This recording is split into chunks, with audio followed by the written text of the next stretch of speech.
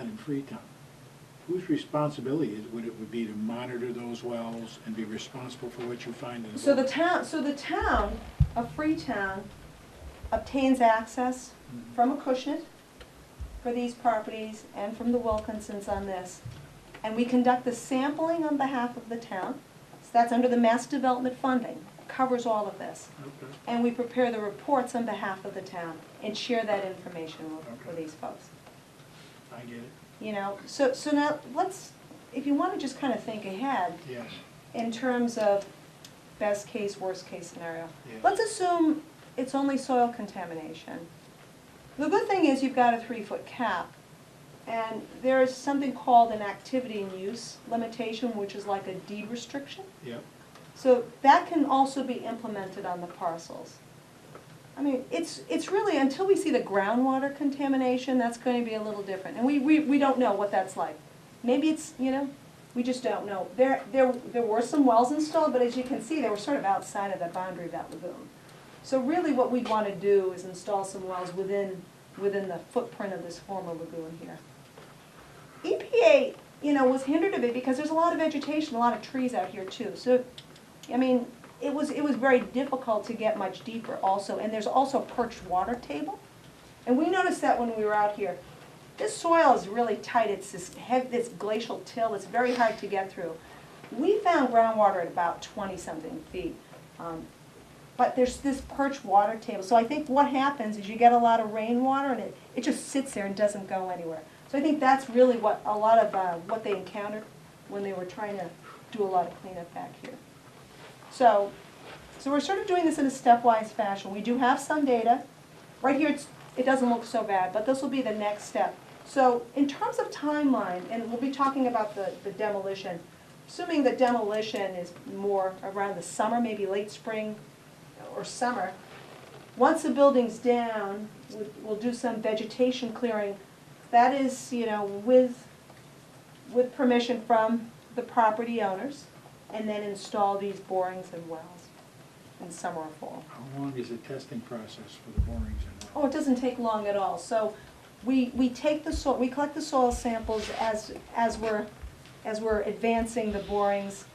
Usually within 2 weeks we have the data. Oh, okay. Similarly for groundwater, we wait a week, take the samples, and we have the data within 2 weeks.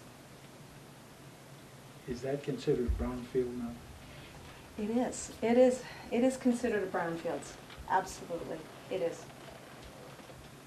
Do you have any more questions? Is there money available for a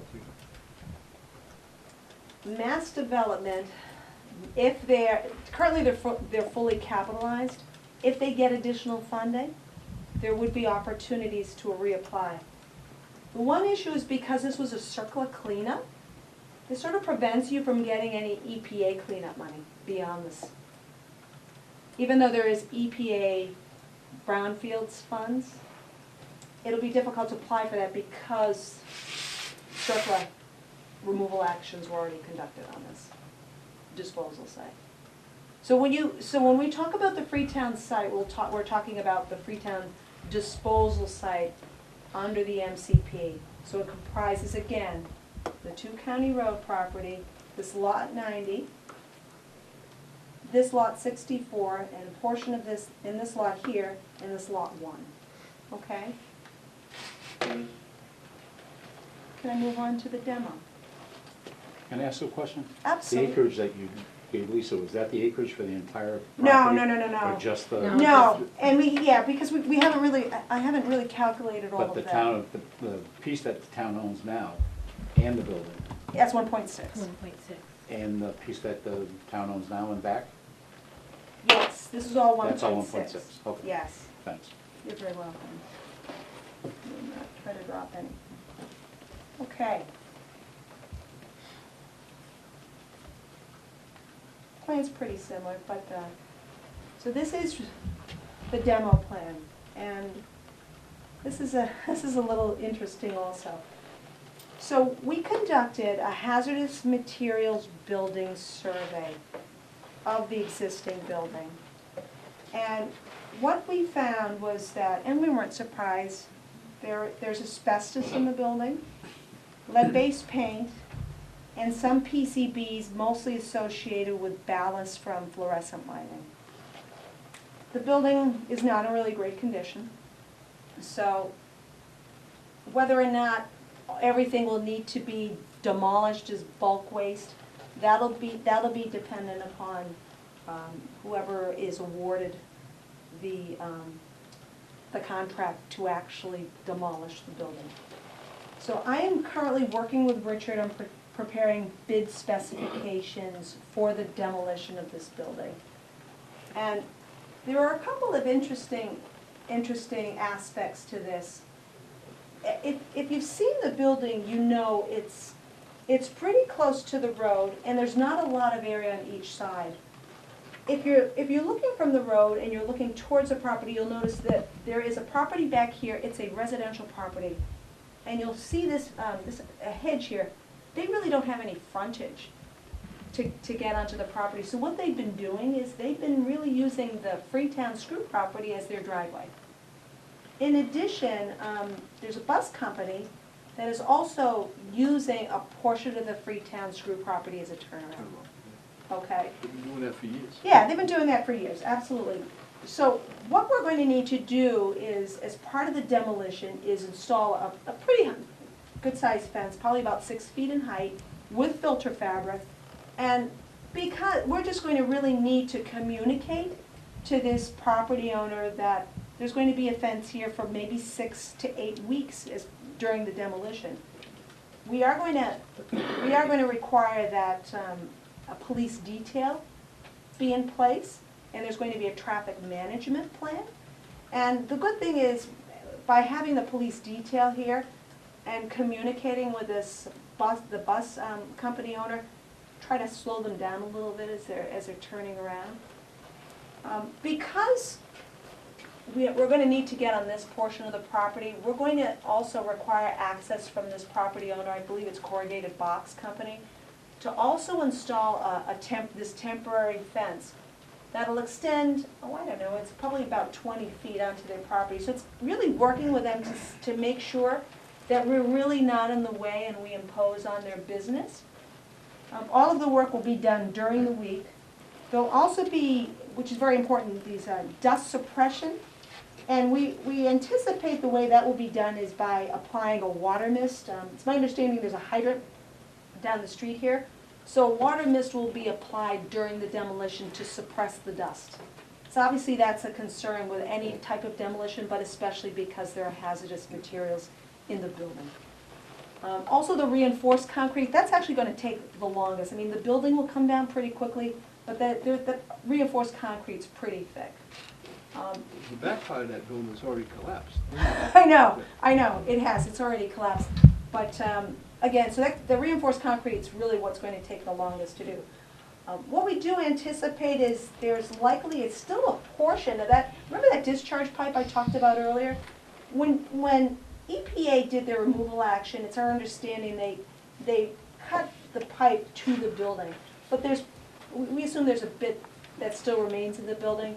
So we're assuming maybe there's some piping with some of that waste still in there. So that's an assumption we're making too. So once this building is demolished, we're also proposing that a permanent fence be installed around the footprint of the building. That will prevent any trespassers, because there may be some contamination left behind based on all these former practices. And we likely will have some sort of a gate, maybe it's here, whatever works for the town. Question, Tracy. When the demolition is complete, Yes. you're gonna knock that concrete floor out of there. Yes, Are you correct. gonna look at the soil underneath that and see if there's any contamination? We are, absolutely. Okay. And I think, as I've been thinking about this, I think the thought will be, because, let me step back a bit. The contractor that's awarded this demolition, they're going to have to be folks that are trained in OSHA HAZWOPER so that they understand any potential contamination, and that will all be in the specifications. I also want to let you know there's not going to be a pit left behind. One of the requirements is that this area be restored and level, but what we may end up doing is having a geotextile marker laid down. So that way if let's say there is still contaminated soil left behind, if we need to remove, whether it be the soil and or clean gravel, we can remove it and then put it back at some point. But it's good to have that marker in place. But we anticipate maybe 6 to 8 weeks to complete this. Start date when? We're still we're thinking sometime in the summer. We're Summer. trying to we're trying to finalize all of the bid specs, late spring, early summer. Because what we'll need to do is have a bid walk with all of the bidders and be available for questions and answers, which we anticipate there'll be a few. But again, keep in mind, we need to keep, the space between the building and the fence to allow really for vehicles to come and go. But we want to have enough room here to accommodate this property owner here. And I think that owner actually has a dumpster. We want to be able to accommodate that. Is that school bus? The school bus, I've seen the school No. bus too. Service bus. Yeah, But the sure. school bus Sure. also uses this as a turnaround. We That's what I noticed this when thought. we were in the field. All right, so if it's summer, not a problem. That's a very good point, Not a problem. absolutely. That's a very good point, for sure. The remaining site will probably handle the buses, they just might have to approach it differently than they Right. have. Right. And the thought was, it was my understanding that this bus company here that's located in New Bedford, they may not be turning around numerous times throughout the day, it might be 2 or 3, but certainly we'll communicate with the bus company in advance. I mean, the plan is to really work with everybody, so everyone's really on the same page and understands what we're doing. Any additional questions? Anybody else? We'll hear from you the next time. Thank you very much. Thank you for coming in. Thank you for having me. Does Thanks for all the anybody else- wonderful anybody news. have a question? Anybody else have a question?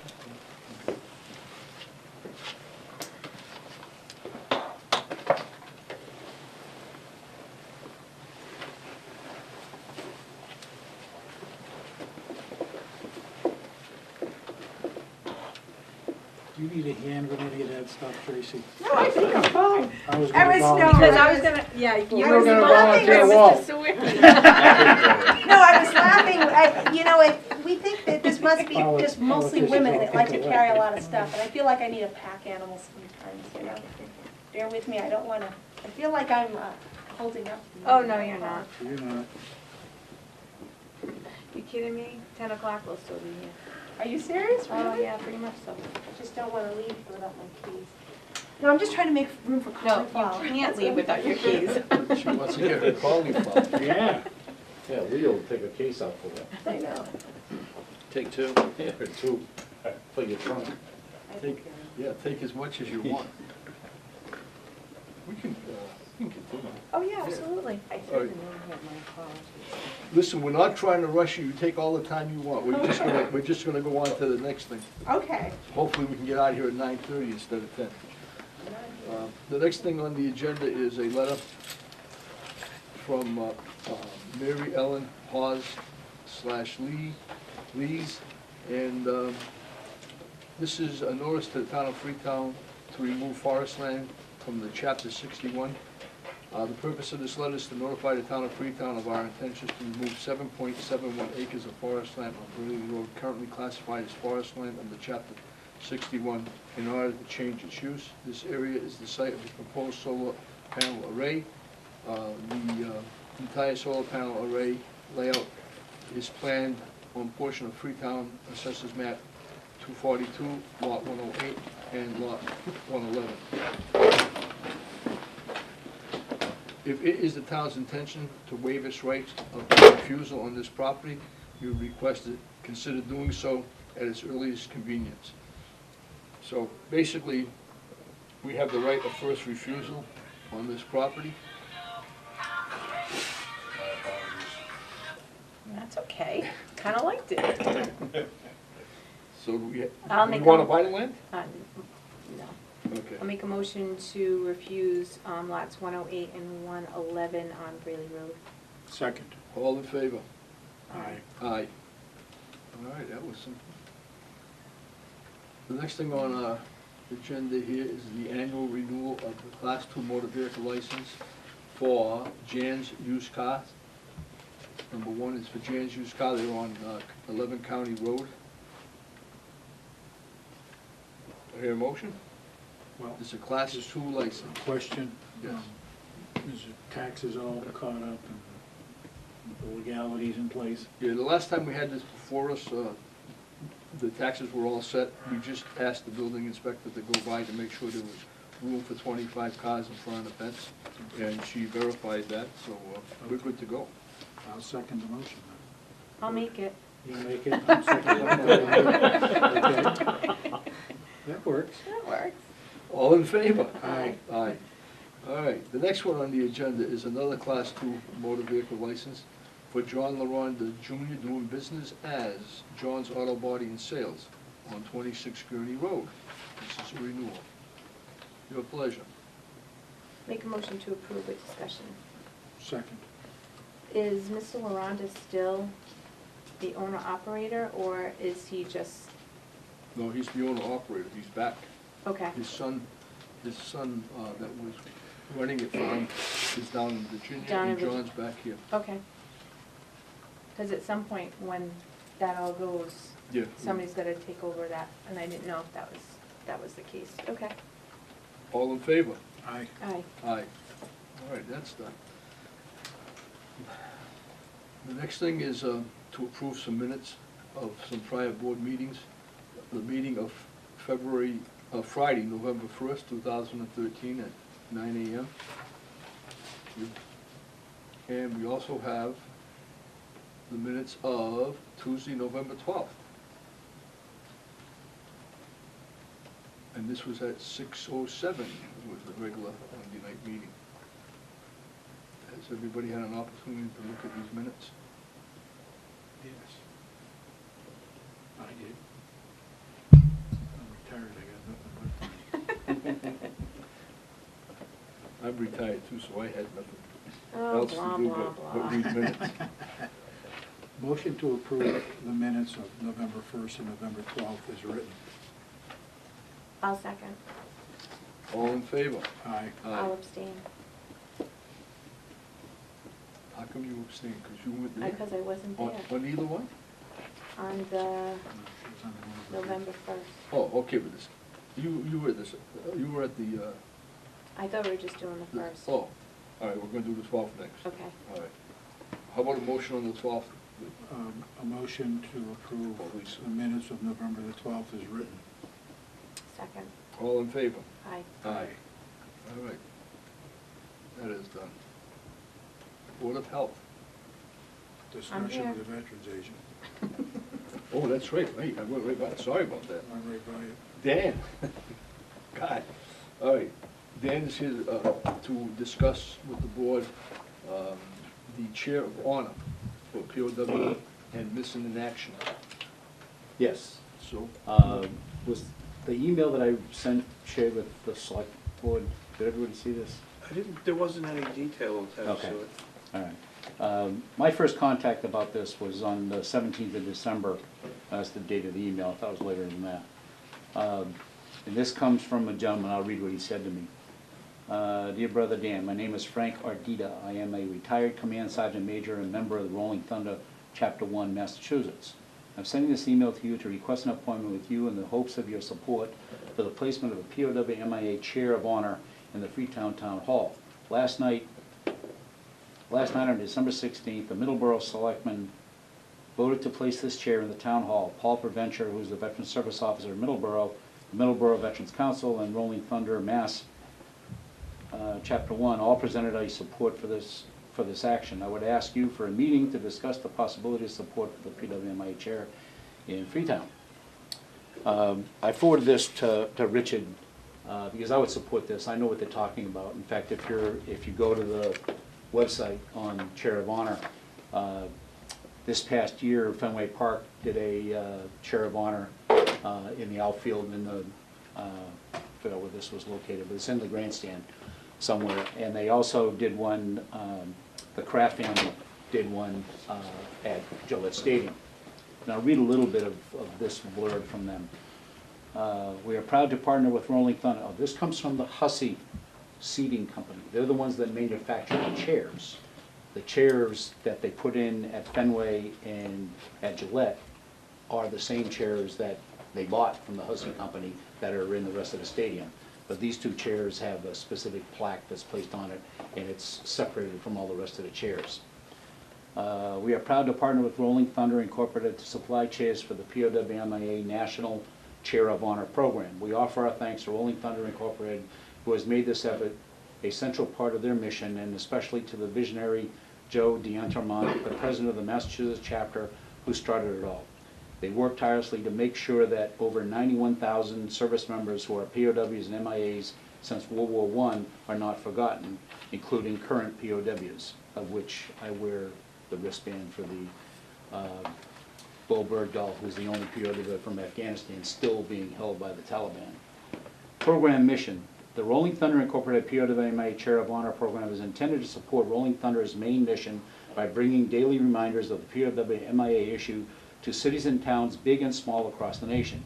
A POWMIA chair in any location is to remain perpetually empty to help people remember that even though our soldiers are not here, there is still a space for them.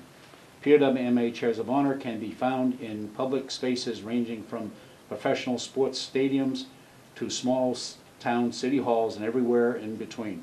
Rolling Thunder Incorporated chapters nationwide also have portable POWMIA chairs of honor for their individual chapter activities, the VA facility visits, and local veterans events. The program chair, there are two types of POWMIA chairs of honor that are available. They're fixed and they're portable. The fixed chair, which I'll share, I'll leave this with you. The fixed chair is like you see in the stadiums. They're permanently bolted to the floor. The portable chair, which is one I recommend, is a portable chair that folds flat for transport, can be used indoors or outside, cannot be left permanently outside. Featuring Rolling Thunder message on the seat, saving the cost of a memorial plaque. So on the seat, they have a purpose for the chair. The seat text, custom sizable for Rolling Thunder chapter and town venue or dedication date. Then it goes on and on and on. What the Massachusetts Rolling Thunder chapter is trying to do is have one of these chairs in every city and town in the Commonwealth of Massachusetts and be the first state in the country to have one in every city and town. We have something similar at the VFW. It's called the Missing Man Table. And it's kind of the same thing, except instead of a chair, it's a table that has the salt and for the bitterness of the loss and the flour and the candle and all that. You'll see it if you go into, in fact, where you guys sat on the far side of the hall, it's in the corner. I asked Frank, the gentleman who sent me the email, is there a cost associated with this? Because I figured that'd be the first thing that you guys would ask, is there a cost? And yes, there is. And he said, if there's an issue, let me know. Well, the cost is fairly minimal, and I told him that I wouldn't worry about the cost, that the VFW would take care of that cost. The cost is $300. The $300 includes the chair, a rope barrier, and the two flags, the POW flag and American flag that go with the chair, and there's a picture of that, I think, on the first page. Is there a picture? Yeah, that right-hand picture on that page in your left hand shows the chair with the rope, and then the portable chair is the chair on the right, yes. So it's got the two flags with the chair. I was at Town Hall this morning picking up mail, and the chief asked me, Carlton saw me looking around to see where we could put this thing. My suggestion, there's two stacks of chairs on the first floor that are next to that, what used to be the old police station, whatever. Police station. Those 6 chairs, if those could be moved and could be placed in that corner, would probably be a nice spot for it. I can't think of any to put at Town Hall, it doesn't have a lot of room. But if the selectmen are in favor of this, I'm supporting it. I would just contact them, and then we'll have to do some kind of dedication around Memorial Day or Veterans Day to try to do something in Town Hall if we can, to dedicate something like this, if you guys approve it. But the cost would be borne by the VFW. We'll pay for the $300, the cost to do this. I have a couple of questions. Yep. The permanent chair, Yeah, it really has to be permanent? Like, Bolted to you the can, floor. you have to bolt it to, Yeah. because the permanent chair is awesome. yeah. If It we is a could- nicer way to go. Right, to bolt it to like a platform and be able to move the whole platform would be really awesome. You can do that too. You can do that. I, Yep. because I think it's a prettier looking chair, to me, anyway, I mean, that's just. Yeah, it is. If we It's the could same. bolt it to like a nice platform and then have the platform sort of like maybe engraved in the front, you know what I mean, like something small like that. And then I also think it would be great to have it visit the schools during Memorial Day or Veterans Day. I think it would be great to have on the stage at town hall, at our annual town meetings. Great idea. Yeah, I just, so I'm gonna stop crying, so I don't wanna do Yeah, that, no, but. it's, You're impressing me, people. You really are. For me, I would rather go with the I mean, and if we, I'm speaking out of turn, but if we have to split if the cost of the nicer chair is more money, then I would say then. he we told could me it was $300. Okay, And I'm gonna ask him again if it's $300 if you did the permanent chair with the plaque, with the bronze plaque. I can't imagine that being $300, but that's what he said. He said most of it would cost would be $300. cause I like the permanent chair on a platform and be able to move the whole thing. It just symbolizes so much more to Yeah, me. I do too. Is it Okay. acceptable to move it from site to site? once Yes, you- and that's what they say in there, that you can use that to Okay. move from place to place. If you bolted it to a platform, then you'd have to be able to move the platform. Move the platform. Mhm. Yeah, that's, ironically, when I got the permit today, I had coffee this morning with Fred Purrington. Earlier. Fred Purrington spent 6.5 last years year, in Paul- prison camp in Vietnam, and When he's Paul a and I personal were friend. asked by the Coast Guard to, the auxiliary to escort those two gentlemen that were promoting the Wounded Warriors Foundation on paddleboards. They actually paddled boards up from Florida. From Florida, Through yeah. the Cape Cod Canal, and we kind of escorted them because they can't go unescorted through the canal. Yep. But Sadek and I did as a patrol venture for the Coast Guard. It was very impressive, and I think this is very impressive, and I, for one, am for it. I think it's a great idea. Yeah, Lakeville's been contacted, Middleborough's been contacted, a number of communities have, but around us, to my knowledge, New Bedford has not yet, Fall River has not yet, but they're working away north, south, east, and west. So if we can be one of the first to I'm good. go along with this. I'm good with it. I'll make a motion to go forward with it under whatever direction you want to go into. Yeah, I'll contact him and let him know it's approved. Like I said, money's not an issue. My point was getting you folks to agree to have something like that done. If you want to do the permanent chair on a platform, we'll talk to Frank about it, and I don't think that's a problem. Okay. I've been a selectman, 10 months? That's the first time in 10 months I've heard the words, money's not an issue. It's not the first time you've heard it come out of my mouth. The first time I've heard it here, but I'm good with it. You want to second it? I second. motion? All in favor? Aye. Aye. Aye. There you go. Thank you. Dan, before you go, you want to? I'm not going nowhere. Okay, good. Good. You want to take a minute and talk about the upcoming breakfasts at the VFW on Sundays? In March? First Sunday of every Sunday in March, the Board of Directors hosts a breakfast from 8 to 11. $6, all you can eat, Roll with pancakes, eggs, bacon, coffee, juice, whole works. We do it every Sunday beginning March 2nd, I think. It's do it well March worth and it. October. It's a great breakfast, great Yeah. breakfast. Because last They're, year you had it, you've had it for a number of years. Yeah, the board does it. It's just a way for the board to raise money for the corporation, for the expenses or whatever. Is that on the website? Yes, Okay. VFW, it's on the VFW website. Oh, no. Not on No, the no, town. no, no. Our town website up and running? I don't know about, can you do that? Well, he's on our website. Yeah, I'm on the Okay. website, but I don't know if, is my link running correctly yet? I haven't looked, I've been on Well, this is when I vacation looked too. at it, but I don't know if you posted any new content. Is there a? No, I haven't. Okay, is there a calendar on our website? Yeah. So can we put those, Yeah, is when it he- in the calendar? When he puts that on there, it'll show up. It'll automatically show, Yeah. all I right. was gone most of the month of January Okay. too, so I wasn't, we Oh, had some- yeah. Yeah, How we've had was some that? issues too at home, so I haven't been able to look into the website yet. Did you have a good time? Yeah, it was nice. It was good. Yeah. All right, Board of Health. Anything It's new quiet. on the flu or anything?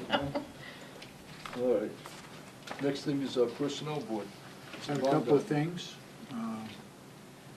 Nadine Diamond, who was the position of, she worked in a capacity in the town hall where she worked in each department for so many hours a day until she learned the ins and outs of how that department was run, and she acted, as we call her, floater. When someone was on vacation, she filled that position.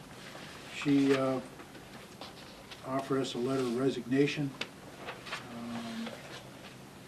which I'll read if I can find it here. Thanks, Ally, you're all right, I like it. And this is written, please accept this letter of notification. I'm leaving my position with the town of Freetown Town Hall on February 28th, 2014, as I've received a full-time job offer elsewhere. I've enjoyed my time here with everyone and appreciate the opportunity to do so. So I make a motion to accept Nadine's resignation with a caveat that we send her a letter telling her how much we enjoyed having her working with us. Make that motion. I'll second it. All in favor? Aye. Aye. Nadine is a great person. Yeah, she did a great job for us. It's a shame that she's going somewhere else. We just don't have the full-time position. That's unfortunate too. And the next thing I have is about Thomas E. Ashley Jr., who is a full-time patrolman now, and went from, what's the term, communications to Signal operator. signal operator, and wants to, oops, I'm losing these, wants to move some of his benefits and time incurred from one position to another. But I keep losing this, okay, here it is. He's,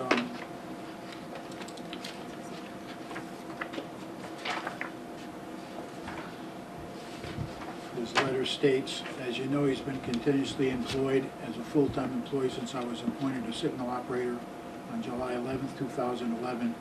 Most recently, on September 9th, 2013, I began serving as a police officer.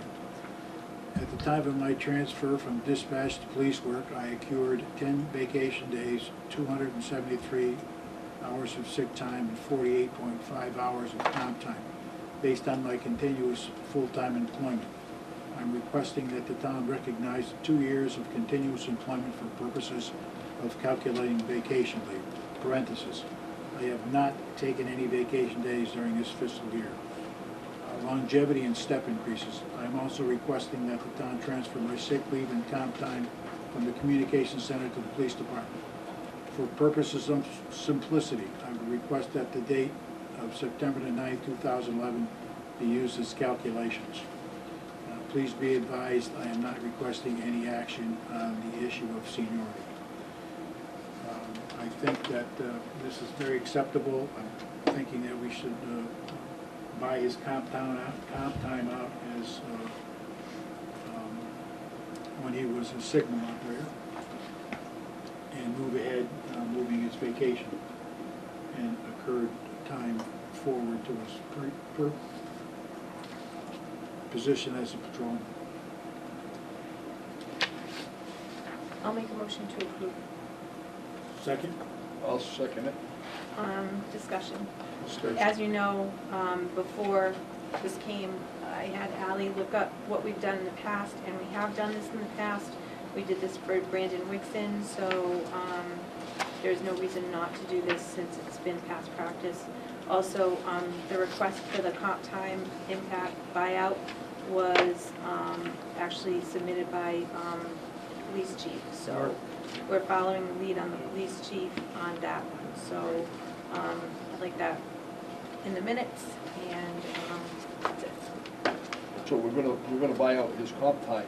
For 48, As 40, a, right, as a single operator. right, 48.5 hours. All right, you want me to call the, vote? No, he will. Oh, he has to Yeah. call the vote, that's right. All in favor? Aye. Opposed? Done. And with that, All right, is that it for, looks like that is it, huh? For, personnel board. Next thing on the agenda would be dates of our next meeting. The next scheduled meeting is February 24th, Monday, Okay, and March 10th. okay, What? nails. All right, tonight we have this huge meeting, we just have this huge agenda, okay, and I get it. And it was because I asked that we have our budget meetings at the same time that we have our Monday night meetings. But to have police and fire and highway in one night does not bode very well, because we cannot give each one of those departments their due process. We will do the best we can, and we'll get out of here hopefully at a decent hour. But what is the next one on February 24th? What are we doing next? Are you asking me? I'm asking whoever, Well, I'm asking. I don't know Yeah, we haven't, who set up. I haven't set up those yet. Okay, you set up these three. So we don't have it No, set up yet? You haven't set up town offices, all town offices. Oh, All town hall, Yeah. which would And be, COA. and COA. I think we need to break those up. All town hall? We're talking building department, town clerk, assessors, conservation, planning, you're talking all of those in one night? Not gonna I happen. was trying to get them done within the 4 Yeah, I mean, nights. we have, I get it, but we have time. I don't wanna, I'm not trying to micromanage this, but at the same point, like, we have to make sure that budgets are like the most important job that we do, and we wanna make sure that we're giving each one of those departments their individuality, and we can ask questions, and we don't have to be here until a late hour. As much as I love being with you guys, I mean, there comes a point where my brain doesn't work anymore, okay? Well, maybe what we should do is, maybe we ought to schedule some of the budget hearings on off. No, we have plenty of time. Do we? Okay. We have plenty of time. I'm not worried about the time involved, I'm just worried that, you know, like tonight, it should be police, fire, and communications, all those are really together, or just police and communications, like, now we're doing police, fire, and highway. Highway is one on its own, you know, highway department and cemetery commission make more sense to me than doing, but anyway, I didn't set it, and I'm not trying to micromanage you, but I just feel like there's gotta be a Micromanage. no, him. It's not, I wanna be able to ask questions, and I feel like I'm gonna be under a time constraint. Well, you So, know, I think that if we can't get to everybody tonight, we just have to have them come back, that's all. yeah, but I hate that's to do not, that, that's not I know. fair to the department heads. I know. They work all day, they're not retired, and it's not fair to them. So I'm just saying, Someday you'll like, be retired. so on the 24th, can we just send out who we think are gonna yeah. be there? Or break them up into two? But we can do the 24th, we can break it up, and then if we, for some reason, get through quickly, a lot of the town hall stuff I've done myself, so we can fill in with that if we have to.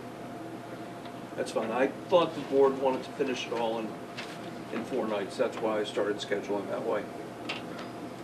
No, if we have to go out a fifth night, then we will. But, I just, maybe we do the top, you know, planning board. Yeah, it's just, maybe we do planning board and the building department on one night, and then do downstairs the second night. You know what I mean? Like, do upstairs first and then downstairs second. All right? Tonight's gonna be a long meeting. It's gonna be a long, these are 3 big departments, I know. so, we've got the big guns here tonight. And veterans agent. You're here tonight too? He's here for the budget too? Yeah. That's why I said I'm hanging around. Yeah, no, I added Dan in because he was here for this presentation, All right, so. we'll take it first. Should be. All right, so right now, the next 2 scheduled Board of Selectmen meetings are February 24th and March 10th. And the third one, Monday, March 24th. So February 24th, March 10th, and March 24th, the next three. Those are the schedule, the normal schedule. All right. Yes. Piedmont. All right, all right, let's go on to, let's start, we might as well start the budget hearings right now, so these No, people no, don't no, we have have to. something in here. Have them- Don't we have, is this Maya stuff, Layuna stuff all taken care of now? You just have to sign it. Okay. I'll make a motion to sign the, We don't no, put them it's in the it's in Yeah, here. you've already- We already voted You've on already it. voted. but Voted We're on gonna it. vote, we voted to accept it, now we have to vote to sign it. All right, So- these are correct now? I did an agreement that takes it back to the date that you approved it. Okay. And this is gonna be, this is This gonna is it. fly? Okay.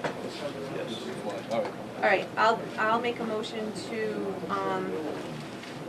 approve signing the Lyona with the Town Hall, Library, Highway, and Communications Department, as previously agreed upon. You want a second? Second. All in favor? Aye. Aye. Sorry. This should do, that's okay. This should do, this will get that out of my head. All right. Are we gonna move down there, or, I mean, we usually go like in a square, 'cause Yeah, we need otherwise. some cables, yeah. So we're, bypass our business, maybe we just executive session for this stuff. Well, what, Brad, maybe you can put some tables up with a couple of the guys about, and we'll just scatter through what we have left here, okay? This is really easy. Because we've got a few other things on here, the new business. Right. Just can't go through it. No, I Okay. agree. All right, the next thing we have here, while everybody's moving around, is, on the agenda is to discuss replacement of town hall floor and painting of town offices. Mr. Baumgart, I think you requested to put that on. I did. The floor when you walk into the town hall is a mess. It's coming up. So the pertinent thing to do and the smart thing to do is cover it, because there's some question about there may be some asbestos tile and things in there. So I'd be looking to put a new floor down when you walk into the town hall and paint the walls. So at least embraces people when they walk in the building, so they know they're in a government organization that's run efficiently. We have money set aside for those repairs, and I'd like to just move ahead and do that. What I'd like to do is have, my thought was, have the people that work in that building get together and decide what they want for floor covering and paint under the guidance of Mary McNeil. He knows what we need to cover that floor. Is she okay with covering that floor? That's what- Yeah, I know it is, but is she okay, I know, is she okay with that? She is? Okay, all right. I think I'll check. Yeah, let's just double check that everybody's all right with that. And I know that the town hall, inside each of the offices, those were just recently painted, so you're just talking about the hallway itself. Okay, yeah, that's fine, I'll make a motion to approve. Can we get some cost estimates on that? Yeah. All right. And then bring it back to the board? Yeah. Okay, thanks. All right, motion to go out for bids, Right. is that what you're talking? Yeah, I don't think we have to, it'll probably be under $5,000. Cost I'm estimate. hoping it'll be. Yeah, I would think it's only that first, like, it's only the hallway, Yeah. real. And We're just not what- doing each office, No, and no. it would be two separate projects, Right, so they I would mean, be paint- separated. I mean, can what's his face do the paint part of it? I've got to check the schedule, Yeah, check his schedule.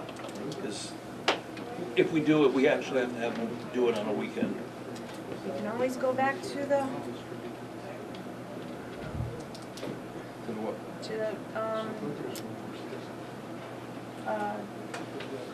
Yeah, but they won't work during the weekend. Oh. They work during business hours, and I would like to get the painting separated from people using City Hall all right, or Town Hall. no, that's fine. So give him, give him 2 Figure out. days off during the weekend, let him paint on the weekend. like, we can be somewhat creative with that, right? Well, he's got a schedule for that, because they set up a schedule. Okay, Should we get one more table? right, I understand that, okay. So if we can squeeze it in a schedule, Yeah, then if we not, can. if we have to pay somebody to paint it. Okay, then so be it. All right, I mean, there is money there, so Yeah. not worried about that Let's part. just get it done. Yeah. It's just a mess. All right, so we're gonna Motion just, is, Motion is to move ahead, replace the floor, is that what cover the floor. yeah, but I want a cost estimate. yeah, cost estimate on replacing, covering the floor, replacing with new tiles, and painting the main part of the town hall downstairs. How about we do it, with, you know, a price not to exceed, and if it exceeds, to come back to the board for approval. Well, the price not to exceed that I would definitely have to come back. The 5,000. 5,000. Okay, all right, Okay. all right. All right, so I'll call the, all in favor? Aye. Ally, you have the motion. All right, then, while we're getting situated here,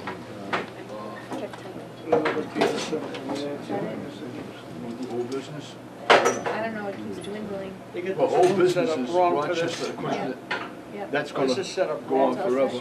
set, yeah. Discuss the lease of the, for the Freetown Lake Region School System. Read it over? Yeah, I read it. Are you good with it? yeah. Okay, are you good with the lease? I'm good with the lease, but I talked to Lakeville the other day, and they have a similar lease, and I don't think they're good with it. So do we want to have leases that are?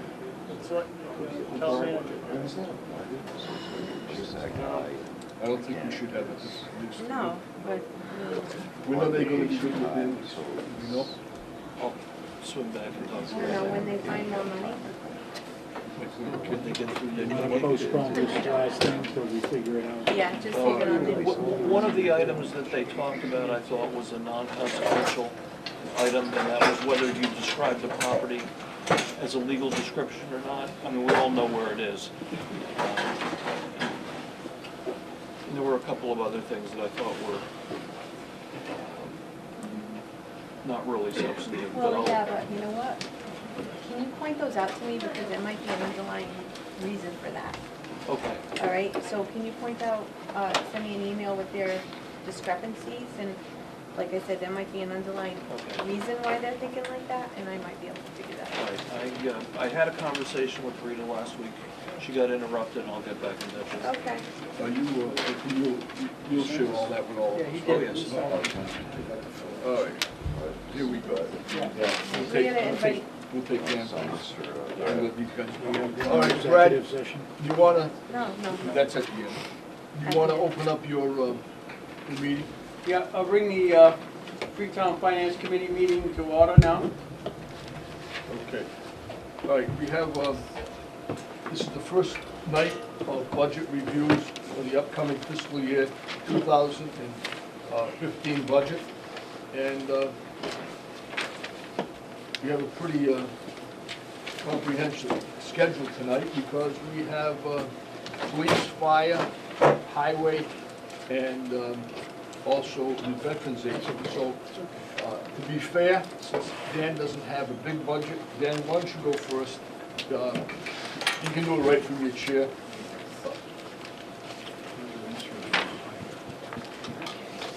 Your department number is 543? 543, okay.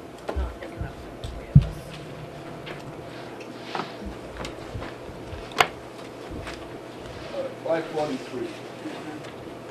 Fairly straightforward. I didn't ask. I asked for $1,000 more in the Veterans Benefits account. Other than that, it's a straight line budget. I put $1,000 into it additionally because I think at the end of this year I may run out, but I may not. I said that last year too. I've got 2 clients that are currently on my rolls who just started full-time employment, so I expect them to be off the rolls or get nothing beginning March. And if that's the case, then I may not need. Although, having said that, I just picked up a new client last week. So that's the way things go. I'm up to 18 now, 18 clients? I have 18 active clients on my rolls now. You started, you had what? 6, yeah. Amazing. And 2 of those 18 will probably be off. Like I said, one started a job the end of last month. He started part-time, then he called me 2 weeks ago. They just started him full-time because they heard that I was forcing him to look for a job even though he's working part-time. So they offered him full-time employment so they wouldn't lose him, which was good.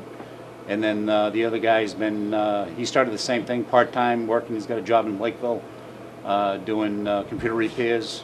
And when the summer kid went back to school, they put this guy on full-time, and he's been on full-time ever since. And I expect he'll be full-time. That's what it's all about. Yeah, yeah. I only have one client right now who's what we call a work search, who's looking for work. And she's been working with the unemployment office, and she's been in retraining. She was she shoot horses for a living.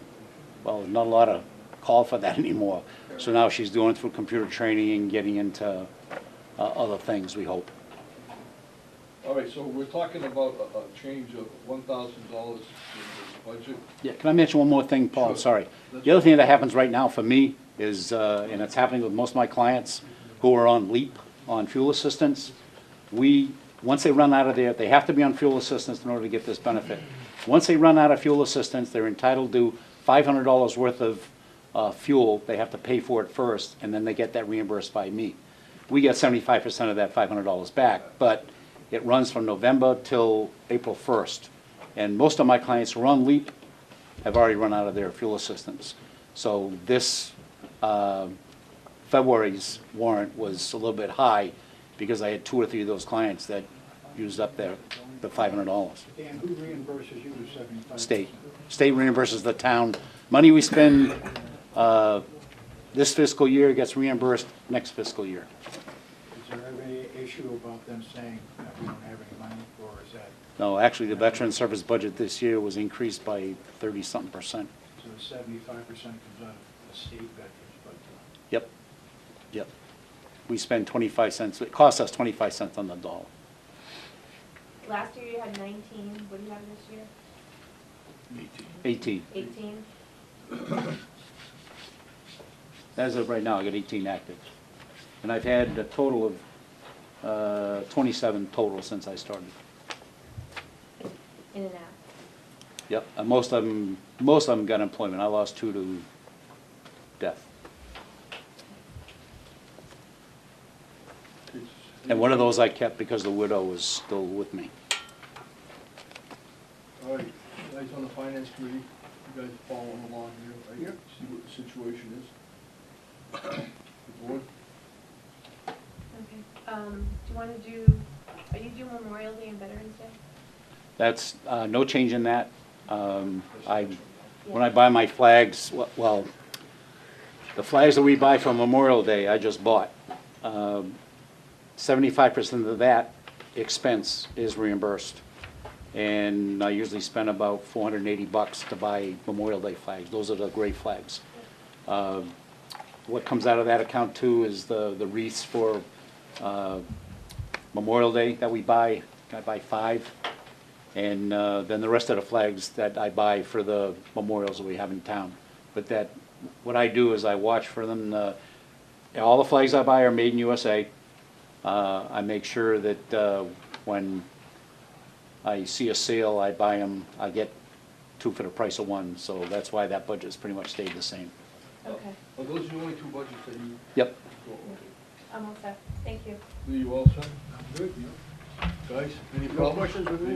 Anybody? Guys? Okay, so today is what? Sorry, Paul, one last comment. Go ahead. I'm sorry, it's just coming. The education and training portion of my budget, that I use when I go to the required state certification training, that we get reimbursed 100%. So the money that's in those accounts, which isn't a lot of money, it's like $500 total, I think, 500 and something. That gets reimbursed 100%. 550. Yes. Okay. So February 10th, that's okay, and the other one, Memorial Day is okay? 2/10, 14, okay, all right. Anything else, Dan? That's all I have. Thank you very much. Thank you. All right, everybody good with that? Yep. All right. Let's see, highway. You're the next guy on the hot seat. And just a reminder, this is like the first go-around, we might have questions after, so there may be another time that you might have to come in.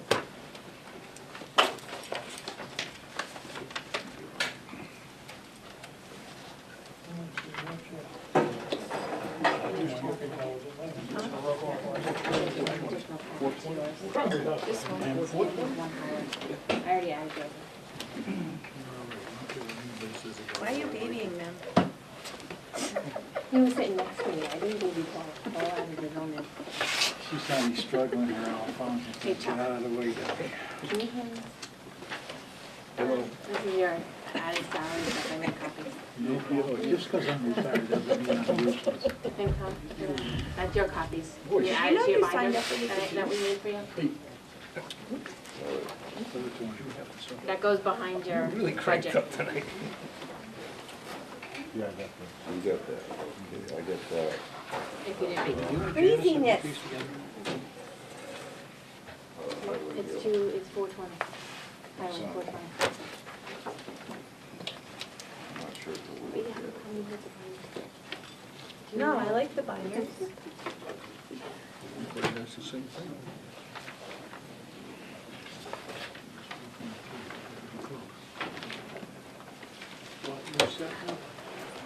No, I don't know. It's added salary backup. I think it is. Did the finance guys get the added stuff? Added to the back Yeah. of 420. Everybody get this here? You guys happy with these binders, aren't they something? They're wonderful. Janice, Boucher, and Ally put these things together, so a Very lot of good. work went into that, so thank you very much, Janice. Very good. Thank you very much, Ally. All right, Mr. Chuck. We pretty much try to keep everything on an even keel. Slight increase for the employees and negotiated the contract stuff. Slight increase for the highway surveyor. What percentage did you use? 3% for yourself? For myself, the guys were 1.5% for the first 6 months and another 0.5% for the last 6 months of the year. Why did it go up by 34% on the guy? I didn't go up 34%, I went up 2%. We're asking, you'll see that on the cover sheet here, we were asking for 2 new employees, a truck driver laborer and an assistant mechanic. Both entry-level positions, $37,092.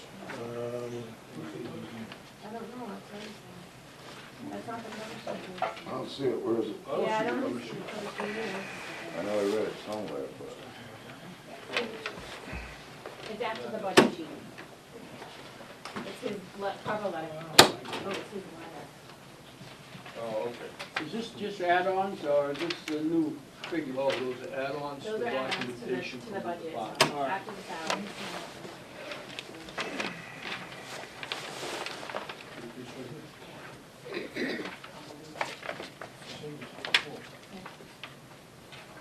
So you're looking at adding 2 people, Chuck? I'm asking for that. Obviously, it's entirely up to the board. The truck driver labor position, one of my employees it's explained here, one of my employees lost his CDL and hoisting license because he could not get a medical card. So his position is, he can't drive the big trucks and he can't run equipment anymore, so I've kind of down a guy. I'm kind of hampered. And the assistant mechanic, I'm looking towards the future. Our current mechanic is overwhelmed on a daily basis, and if not this year, in the next coming years, I'd like to get somebody in there underneath him so he can learn the comings and goings of the place. And then when my mechanic retires, he'll be able to step right into the full-time mechanic position. The explanation here, I mean, a lot of the new equipment that we've been getting, quite honestly, is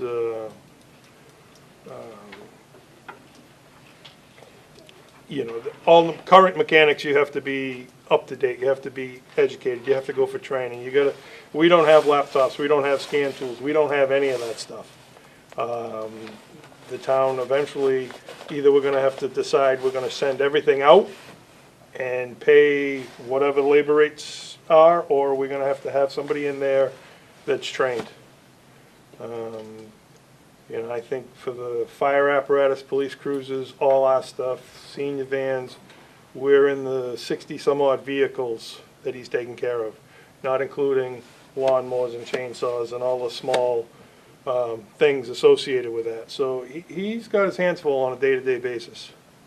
If you hire an assistant mechanic for $37,000, Yep. he's gonna have those skills when you hire him? Or are you gonna have to send him out and train him? I'm hoping I would like to advertise for an ASE mechanic, ASE certified mechanic, and hope for the best. Is our current mechanic certified? No. No. ASC certification isn't exactly it. I understand that, but Yeah, well, it's a good head start. Town of Lakeville just, Yeah, I can do it. No, you can be ASC certified in certain things, but not everything. You could be if you are a master ASC mechanic, you're certified in pretty much everything. we need to, The problem is the equipment today is all laptop equipment. Anything goes wrong, you need a laptop to What's that diagnose it. acronym stand for? I'm not a mechanic. ask the mechanic. That's Automotive Service Excellence. It's a conglomeration, actually, of tests that they give to be certified for ASE. You have to recertify, I think, every 2 years or every 3 years, and it depends. You can pick what you want to be recertified in. They have different levels of things. They also have body shop. They also have, you know, not just mechanics. They have other things that are associated with mechanics. My point here is what Chuck is saying is correct. I think the choice is going to be either you're going to send everything out, which you're going to have to do. I don't care how many mechanics you hire, because it is the information, it's the software that you would have to purchase in order to repair these vehicles that is not available out there. You want to buy it, it's thousands and thousands and thousands of dollars, and then it becomes outdated about 6 months later. It's like laptops and everything else. They want you to buy something new about every year and a half. It's the same thing with vehicles. The newer vehicles are even worse. And construction equipment, I mean, it's construction equipment. You've got computers on a piece of construction equipment. That's not an atmosphere that's conducive to computers. I have an older brother that runs the pits for Cardi, and he's having the same problems with his equipment. When it goes down big, and it costs big to get somebody out. John Deere, you hire somebody from Schmidt, he comes out, what are they getting, a deuce an hour? It's a lot of money. Yeah. It's a lot of money. You know, at some particular point, you have to make a decision whether you're gonna go full laptop equipment, or you're gonna go back to 80s equipment that people can fix, that a regular mechanic can fix, and going backwards is really tough. It's great to have the equipment, but you have to have the people in order to run the equipment at the same time. You couldn't, this town couldn't hire somebody that was qualified to fix that equipment. You couldn't pay them enough money. Right. It's just that simple. You So couldn't the do bottom it. line here is equipment like that, we really have to send out to companies that are trained. Well, it's gonna require a lot more money in a maintenance budget as this equipment gets older and starts to fail, to have that repaired. Because you're not gonna be able to do this in-house. In my field, I go into a program with a software supplier. And, you know, it's the same in my field. You have to be certified by the RVDA, RVIA to, you know, either a certification or a master certification. But I go on a program where I buy software, I buy it by the month. In other words, I buy it by the, in other words, I pay so much a month to have it, and I'm pretty sure that whatever equipment, if Chuck bought the laptop or whatever computer that he needs to service some of this equipment, he could go on a program where he could purchase it. It's cheaper. In other words, you purchase it that way, whatever decision that he would make. So, in line 2 of your budget request, there's about $72,000 of new employees, correct? Correct.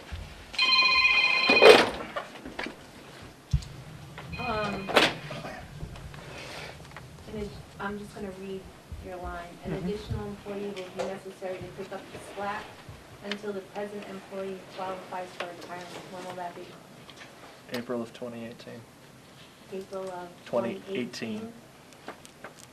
All right, are there job descriptions for these folks? Truck driver labor, yes. Assistant mechanic, it possibly is. Is it a requirement of employment? For the truck driver labor to have a CDL and a hoisting license? Yes, it is. So what happens to the guy who can no longer do it? What's his job become now? He's basically a laborer. And he's being paid as a... It's the same pay rate. Truck driver and labor is the same pay rate. Same pay rate. He's 35-year town employee, handicapped. He does a great job. It's, Well, I'm not criticizing the guy. No, I he just wanna should. know it. He's supposed to be doing this level of functioning, and now he can no longer do it, so I was just wondering how that works out. He can drive the truck, he can run the equipment, just not legally. I won't let him do it because it's just putting the town at too much of a risk. His skill level is no more or less than what it was before. It's the wonderful federal government with this medical card HUI that they issue. He's always been able to get a medical card, but they've decided now he's no more deaf or less deaf than he ever has been, but they've taken away his medical card, so hence he loses both his licenses. I may be mistaken. I think there's an exemption to the medical card at the registry if he's working for a municipality and he's not going interstate. To drive a truck, yes, but it's a gray area, a very gray area. I've talked to the people at the registry, and all I get is, does he have a medical card? Listen, I went into the registry to renew my license Yes, in sir. January, okay? They gave me a form about a medical card. I've had a CDL license since it came out. I understand. When I got to the lady at the counter, she said, "You don't have a medical card?" I said, "Well, I didn't know I had to get one. I can get one." She said, "Well, are you driving interstate?" I said, "No." I said, "I very rarely drive a truck." She says, "Then we'll give you the exemption. As long as you don't drive interstate, you're exempted."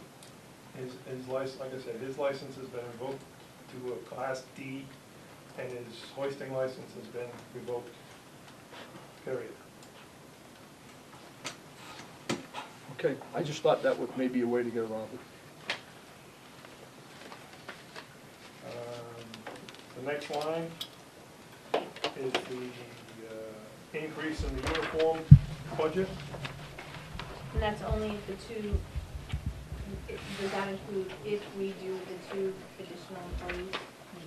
1,400 for the 2 additional employees, 500 to maintain the contract now. I'm hoping our contract runs out with the current vendor in July. I plan on sending them a letter discontinuing their services and trying to come up with a company at a lesser rate. We'll put it out to bid and see if we can get uniforms for more cheap. The next one is the $1,500 increase for signs and lines. We spend roughly $15,000 a year to stripe the town roads. We currently have, I think, 13.5 budgeted.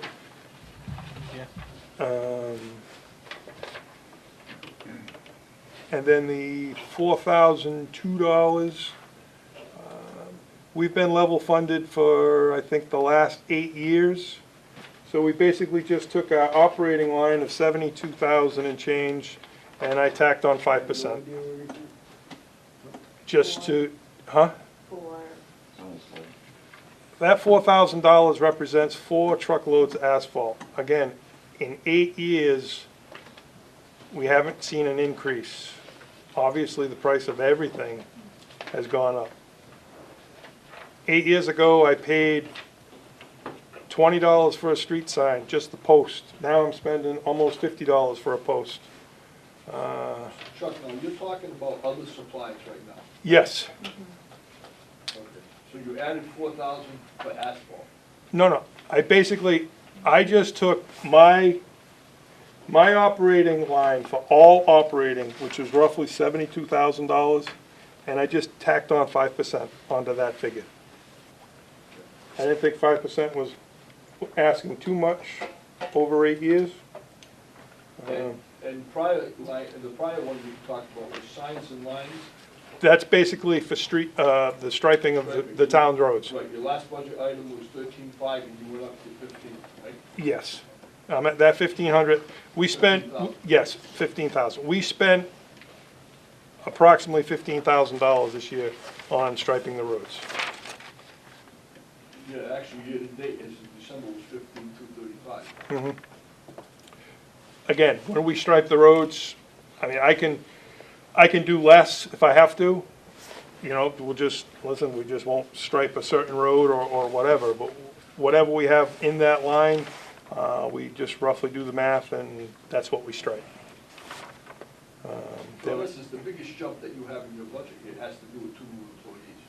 Yes, and that's if you approve that. Right. If you don't approve that, basically, there's the 3% for the highway surveyor, 2% for the employees, and 5,500 overall is the increase.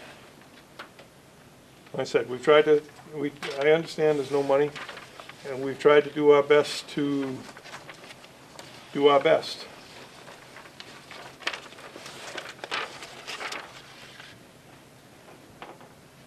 But you all understand, I mean, we rely on, the more money we have, the more work we can do. We have our hands tied year in, year out. If we didn't have so much grass to mow, we'd be in trouble. In other words, we don't have the money to do the road repairs, the drainage repairs. We don't do all that, as much stuff as we should, because we just don't have the backing financially. So could you do, without these 2 employees, if we gave you money to do repairs, could you do it with that crew that you have? We're at the point now with the amount of guys that we have, to the workload that we have just in our landscaping throughout the spring and summer. Every year, we have another piece of property that's dumped in our lap to maintain, and it's, we're flat out with what we take care of. You know, last year, we ended up with a cemetery in our lap. That's a full day and a half's worth of work we never had before. Is that the one that's on? Yes. You know, if it wasn't for Richie Brown helping us out down there, you know, with his volunteer work, we'd probably be down there 2.5 days. But Richard volunteers he probably volunteers 40 hours a week just working down in that cemetery. When you say we would be there 2.5 days, how many people are we talking about? 3. You say you're talking about 3 people, 2.5 days every week? If mowing grass, we mow grass 4 days a week. No, down at the cemetery. Just a cemetery, we can bang out the cemetery in a day, because we don't, this volunteer does the majority of the string trimming and the small stuff. we basically go in there and blast out mowing the grass. It takes 2, sometimes 3 guys, basically the day, to bang out that cemetery. Who was on it before? We were hiring somebody to do it before. It was costing us about $17,000 a year. And we got to the point where we couldn't pay for that anymore. That was coming out of the highway department? No, that was coming primarily out of perpetual care and somewhat out of the town budget. But we had run out of perpetual care. That's why the highway department started doing it. We couldn't afford to hire a contractor anymore.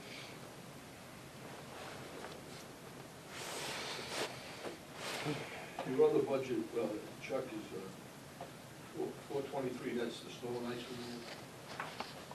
Yes. That's the normal 100,000? Yep. Yeah, we're not asking for any increases, because, as you know, if we increase the snow budget to a more realistic figure, we can never go backwards. Whatever the snow budget's always traditionally been low. It's easier to budget $100,000 year in, year out. You may not spend the $100,000, but if we budgeted $400,000, that's a number you have to hold to forever. You can never go back, and it's more of a burden to the town to budget $400,000 annually. And you may have a winter that you spend $80,000 or you spend $200,000. For forever we were at $40,000, then we bumped it to $60,000, and we've been at $100,000, I think, probably the last 3, maybe 4 years.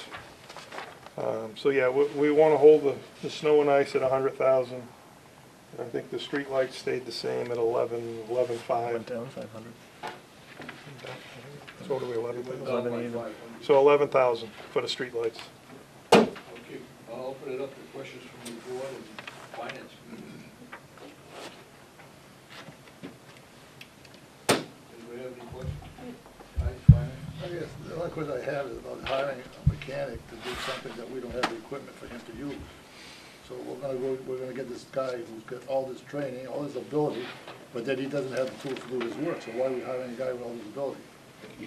You're not gonna get a guy for $37,000 or whatever, with the kind of qualifications you need for heavy equipment. You're not gonna get somebody with those qualifications to work for the town. Not for that kind of money, you just can't. There's been no decision to hire anybody. No, I'm just saying, Right. personally, I don't think that it's possible. I mean, somebody that's got the qualifications to fix new equipment, especially Cat, John Deere, any of that stuff, anything to do with Cummins, anything to do with any of those Yeah, newer you hire a type, guy- under you the hi- cover engines. I mean, Yeah. it's, Well, my point is though, you're gonna, let's say you get it for 50,000, it's irrelevant. What Yeah. I'm saying is you hire this guy who's got all these credentials, can do all this work, but he doesn't have the tools to do the job. You're Well, that's- talking about computers and that's the other software. side of the coin. Well, it seems like there has to be a commitment to buy computers and all that if you're gonna hire a guy that can do it. Yes, sir. Question. Yes, sir. When you buy equipment, new equipment now, can you buy preventive maintenance agreements on those things, or maintenance agreements when you buy them? Most of the stuff that comes through you can, we usually don't, because the equipment that we buy usually is through state bid procurement, and that's not included. What Mr. Alderson's saying is dead on. I'm thinking more police and fire, the new Crown Victorias, the new whatever they are. We're sending equipment over to the Ford dealership all the time. The heavy equipment stuff, we have a lot more police cruisers than we do have heavy equipment. I still think the heavy equipment has to go to the dealer, or the dealer comes to us. And you're gonna pay whatever the labor rate is. We do the routine maintenance, the oil changes, the things like that. But to diagnose a problem, there's no one in this room that would have a clue. The CAT certified guy, or the Elgin certified guy, or the John Deere certified guy,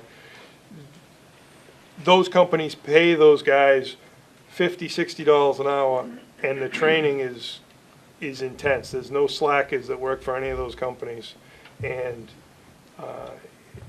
it's a lot of money that you're paying those guys per hour, but it's worth it than just trying to guess and poke around and start changing parts. They come in with a laptop, plug it in, scan it, they come up with a code, boom. It's, left side, it's this or it's that. There's no doubt. What you're saying is absolutely true. But I would Your lean, question, or my, just excuse me. yes, sir. The question was, is it worth it to hire a mechanic, or is it worth it to bite the bullet and pay somebody who knows what he's doing to fix it? You're certainly not gonna have, a mechanic is worth, what, $100,000 a year to a car dealership, a good one. I'm thinking. Well, I mean, any way you look at it, 37 grand. there isn't, everybody that lives in this country is pretty much on the short end of the stick. You got J2534 coming in, after that comes in this coming year, you're gonna start seeing repairs that, to get repairs, just to get them, is gonna be amazing. The kind of stuff that we're looking at in the industry right now, yeah, I mean, even the upgrades, satellite downloads, you're talking hardware starting at 40 grand. Just a software, 40 grand. Never mind the hardware. And that stuff changes constantly. It's upgraded constantly. You have to keep up with the upgrades. That's what Chuck is talking about. You've got techs out there that are in these mobile vans, and these guys have to be on top of this stuff constantly. They are going back to school constantly. Well, You can't get somebody like that for $30-something thousand. No, that's why That's the question. And the answer is, are you going to, Chuck is exactly right, you're gonna pay for the dealership? My opinion is, you're better off to call the dealership, have them send somebody out with the correct equipment, the correct parts, and it's gonna cut your time, it's gonna cut your labor bill down. Labor is where you're gonna spend all your money. It's not the parts, it's labor, and it's diagnosis. I mean, you can change oil, you can, you got hydraulic leaks, you can take cylinders off and fix them. Tires, brakes, I mean, brakes can be done, I mean, there's the things that can be done to keep you busy. I would imagine But the that, technical side, forget it. right, I would imagine that like a new fire truck, that's gotta go out.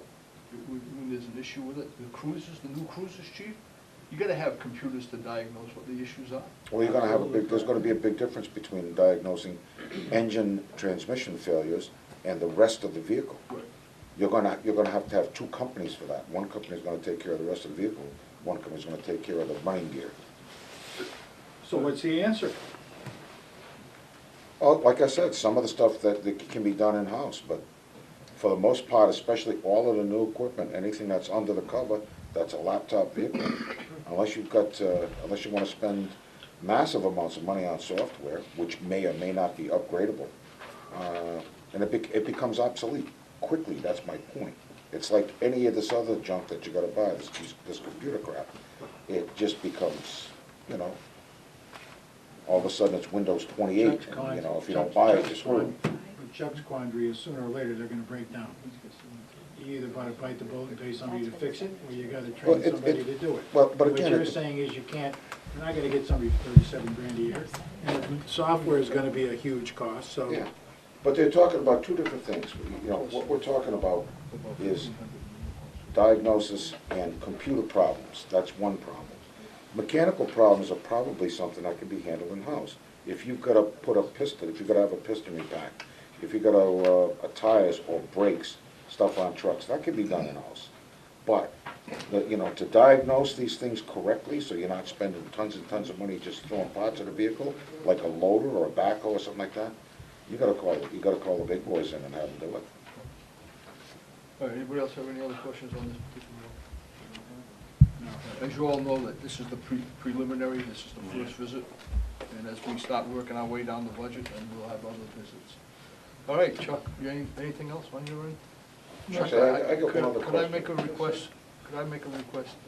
If you have, and I didn't want to ask you this because of the snow that we've been having, and I do want to say that our roads are always in good shape, but the old bus that we use, that you've been so kind to keep it up and running for us, that we use for the brown bag program? Is it possible to have that lift just disconnected completely? It causes a big issue again this past time. I didn't mention it to you. Plus it's leaking, it's now leaking fluid. So if you can just take it off and get it out, it's just a pain in our neck. Okay, I'll mention it to Bill. We've got a couple days that, Yeah, I mean, We don't need it till the end of the month again. We've got a couple days before the next big snow event, so, Wednesday? Thursday. Thursday. Thursday, yeah. There is a big difference No, I in the thought it was roads. rain. Maybe. mix of both. I think we're gonna be on the line between, but that's what I saw. There is a I big think if you wanna difference in know how the good these roads when are, you drive to on Dayton. Chuck kept, Chuck. You know when you did a left great job. Freetown. You leave the borders of Freetown and you know it. That's what we strive for. Actually, I just have one other question. Yes, Are sir. we still mowing the ball fields? Yes, sir. What, man hours, what are we talking? Mm, Probably 3 days a week. Two- One guy, two guys?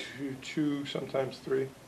Depends on the workload. It's, like I said, we're. I think that's something we should look into. I Yeah, think we that tried they that a should- couple of years ago, Yeah, but Chuck, did you not say that you were able to do that without, are you now saying that you can't do that No, anymore? the bottom line is, if you take away the ball field, you gotta give me $50,000 more in my budget, because I gotta have the guys do something. And there's a, That was before the cemetery. but there's a ton of work. That's why I'm No, asking him again. no, there's a ton of work that should be done, needs to be done, but that work costs money. And mowing grass is like, in the wintertime, we cut brush. We cut brush because it's the cheapest possible thing. I can send a crew out, they'll spend $30 worth of gasoline and a little bit of money for the chipper, and I've got 3 guys, 4 guys that are being productive all day long. If you take that away and you're gonna say, okay, we're gonna go put drainage in Sona Boulevard, okay, well, who's gonna pay for it? There's no money. Okay, but then. How much is it gonna cost us if we don't do the drainage, though? That's Well, down the road, that they. No, these you're projects. you're absolutely right. The truth of the matter is, this town is really on the brink of disaster as far as, That's my point. But- It but- would behoove us to give more money for maintenance issues if they have, if they can spare the time and do things other than cutting the grass at the ball field, if they have the time. we're In the fortunate. long run, the town would be better off spending the money there.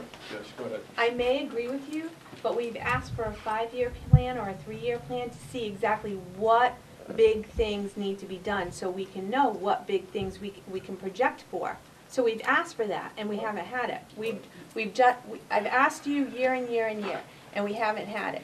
So if we had a 3-year plan to say, you know what, next year we wanna do the drainage. Hey, the following year, and it's gonna cost us X amount of dollars, then we may be more apt to do that. But we don't have that plan in The place. truth of the matter is, I gave you a list of paving the elementary school parking lots, $100,000, paving the The fire. elementary school's not ours right now, so we're gonna take that right off the top. Anything over $5,000 is the town's.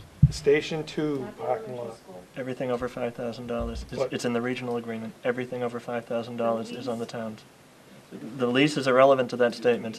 It's in the regional agreement if it's over That's for repairs, and it $5,000. isn't for maintenance. No, under 5 is ours, Capital expenditure. capital expenditures.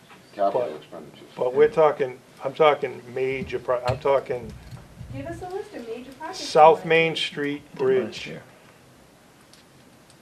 the bridge at Maple Tree Crossing, Locust Street. Locust Street Bridge, Bell Rock Road was on that. Bell Rock Road. There is a list, there's been a list, Where is there's, it? Do you have a list? We gave it to you last January. Do you have a list? The list that Chuck gave me, I gave to the board. But I think we're talking about 2 different things.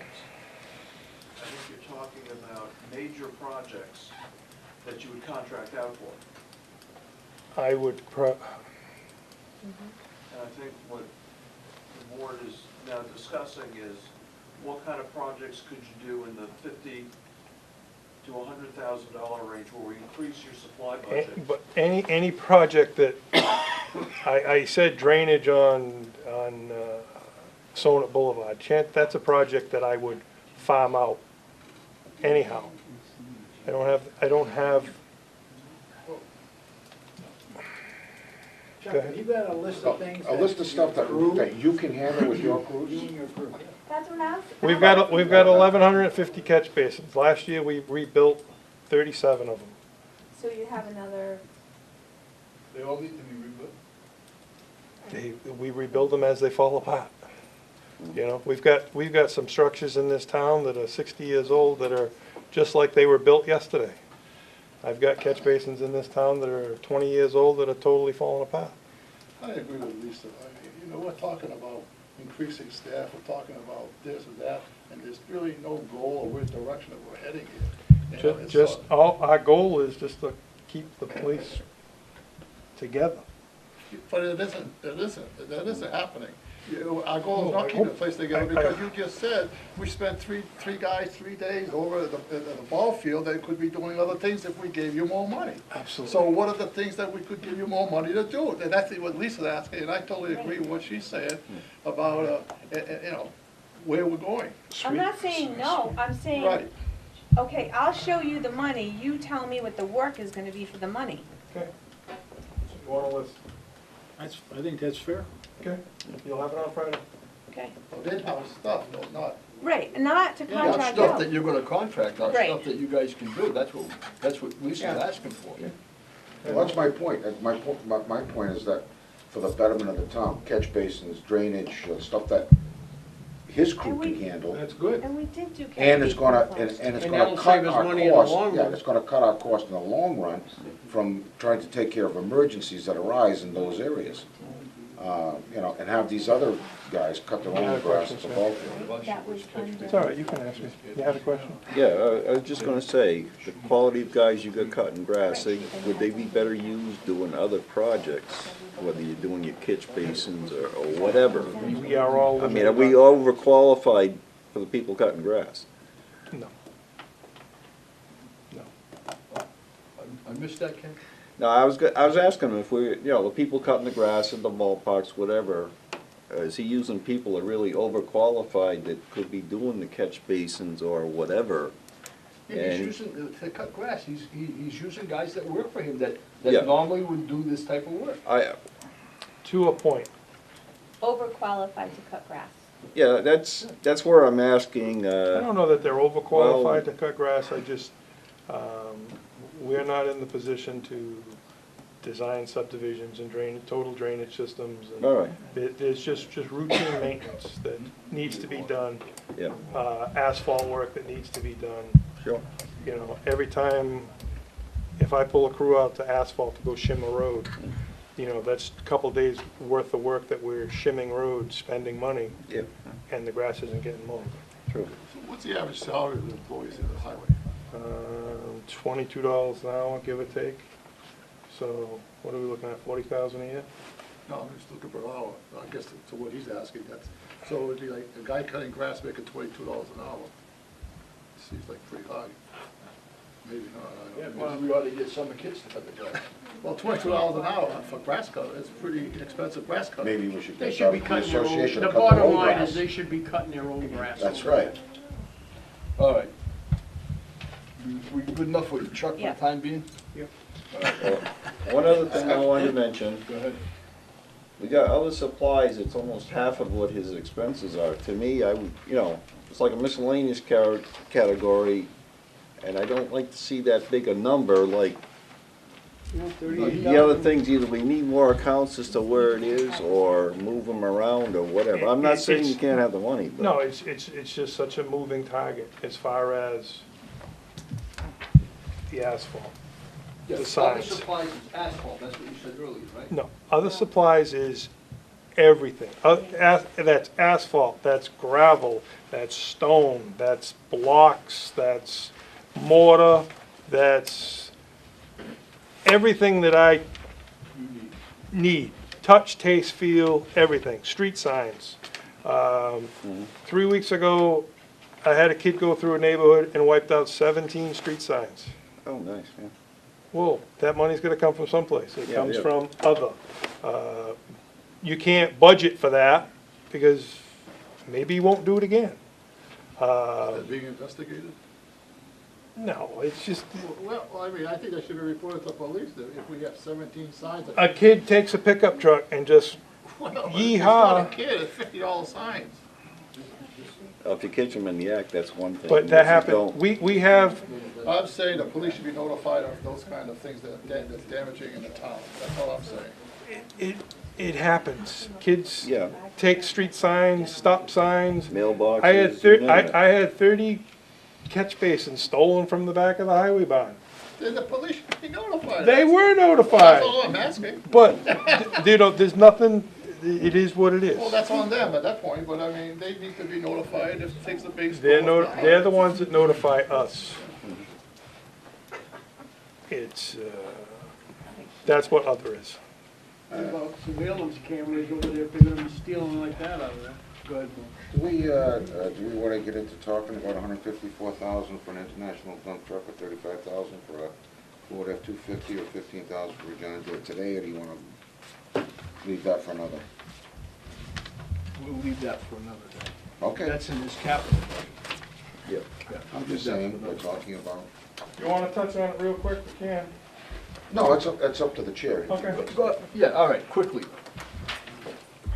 That international is to replace a 1990 24-year-old truck that is totally a piece of crap. If it's not replaced, it's just gonna get taken out of service. The $35,000 F-250 is to replace a 2002 GMC pickup truck that is 12 years old. It's lived its life. How many miles on that about? 2 and change, I think. Rocker panel's gone, bed's rotted. Tip gold? It's not, it's, with it, Mr. Alderson will tell you, the DPW vehicles, it's not just the mileage. You know, most of the time, those trucks start up at 7 o'clock in the morning, they shut off at 4 o'clock in Yeah, the they're afternoon. sitting somewhere parked. A lot of idle part of the time, day, lights yeah. going, all Yeah, that. okay. The lawnmower, the FYA, or the, whatever the group was prior, when they opened up the Central Park, they bought a brand new lawnmower, donated it to the town, and I think that's 12 years old. That machine's pretty beat. The second mower that we have was donated by Stop and Shop when they opened up, and I do believe that's 10 years. That's in better shape, but it's 10 years old. It's got a zillion hours on it. Those are machines you do the ballparks and the cemetery and that sort of thing, right? Okay. Everything, parks, halfway park, ball fields, boat ramp, libraries, you name it, we mow it. And that's the 3 capital things.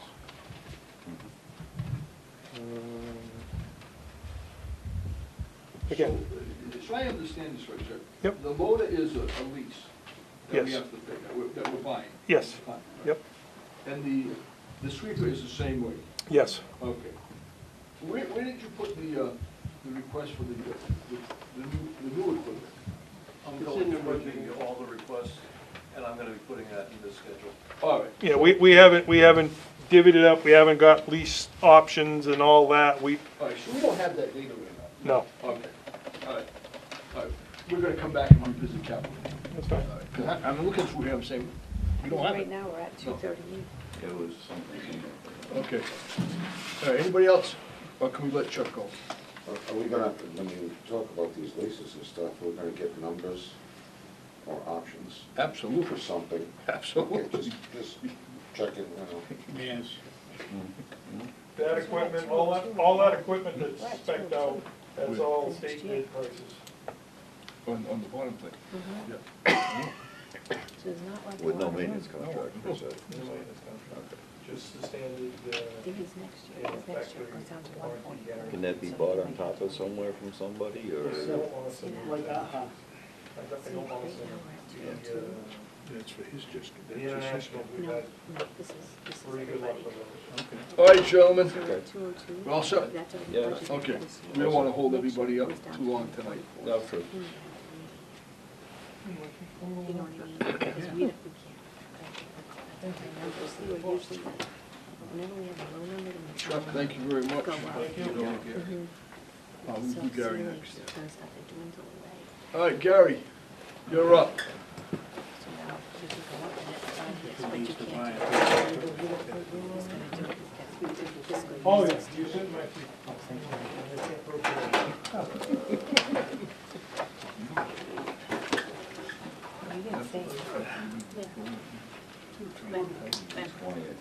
Yeah, it's one, Bill. So what are we doing now? We're doing Gary, the fire department, 220. The salary for hire, so we should go in that. Which one, capital? The 202. Oh, so I have a question. Should every department put in their own raises, or is it gonna be a town kind of thing? They just, The only raises that they should have put in, okay, other than the people that are not under contract, like he chose to put in 3%.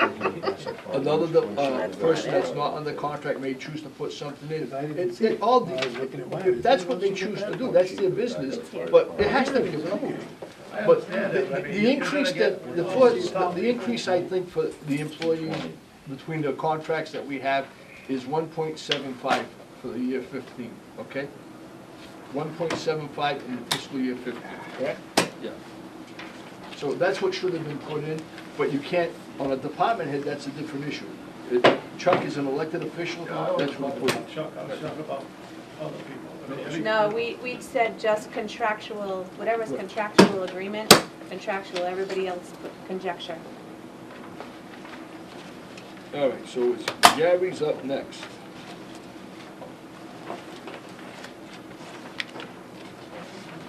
Okay, ready? Whoa. Gary, you're killing me. Why? There's no comparison here to last year or the year before, right? Yes, look it. On the- Yeah, I was I having a just, hard time with that too. On the front part of your booklet, okay, there's a front section of your booklet under the tab GF report, general fund report. Go down until you get to page 10 of 24. Hold it. Go down till you get to page 10 of 24. Now, which page are you talking about? Right here, Page page 10 of 24. See it on the, no. Bob, turn the second page over. Just like this one. Turn the next one over. Okay. All right. See down there? There's a blank page. Take up the next page. Oh, okay, see what it says? 24, Go down to 10 of 24.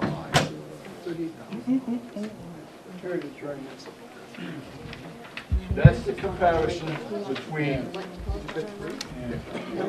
What we're saying, the last year's budget, Okay. year-to-date, 2013, as of December 31st, and then what's available, and then the requested amount by the department under the line that says 2000, under the column 2015 request. Requested, yeah, I got And that. then it shows you the difference. So if you go down on that page, page 10, Department 220, that's the fire department. Then there's a tab in the back, also, which should give you the backup of how they arrived at the, those total numbers, okay? A tab in the back one. See here, back in here, there's a tab that says 220 fire. I got that, yeah. Okay, so this is the comparison on the front part, and this is what they requested in the back. Oh, okay, so should just move this to where the fire department is. You can do it whatever way you want. All right, Gary, you have the floor. Okay, well, beginning of the fire budget request is the salaries. That reflects a 1.5 in July and a 0.5 in January of the upcoming fiscal year. If you scroll down to your biggest, one of your biggest jumps would be the salaries and wages for the sub-firefighters.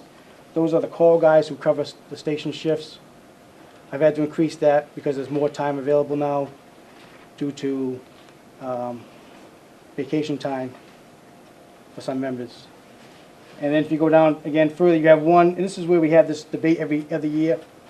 This is the year the paramedics are on for their certification, so you have that big jump on that training that we have. But you'll see the drop down on the medical training because it's the refresher time for the basics. So this is the on year for the medics. So where does that show up? That shows up on the very bottom line of the, on the salaries. You'll see where it says educational career incentives. Yeah, You see that big increase there? yeah, That's because this is the on year for the medics to get recertified. Okay. But it's the off year for the basics, and most of your That's why- basics are call members. So you see that dip? That's why it went down 6%. Correct. Okay. Now, next year, Next year, it'll almost flip again, because it'll be off year for the medics, yeah. and the basics will be out.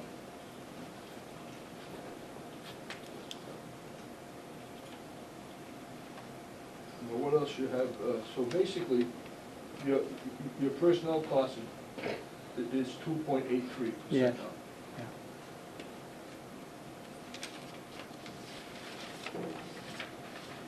Why the additional overtime? We got more hours to cover. So what happens is, we have the call firefighters for the last 3 years. Generally, they'll work 36% of the shifts. So I got to budget that much for them at a rate of $16 an hour, that's what the paramedics get. And then the full-timers will work 64% of the shifts be covered by overtime. And what I do is I average out their overtime rates. It comes about $41 an hour. It's 1,500 hours of time for them to cover, and that ends up being there. Is that in their contract, the shift of 64% overtime? No, what it is, the contract says they're all on the same list, and it's alphabetical. So they're on a list, they're mixed in with the call guys and the full-timers. Okay. So whoever's up next gets to work, if it's a call guy, if he's available, or a full-timer, if he's off. So why did, it just happens to turn out to be Correct, 64% overtime for the regular guys? correct.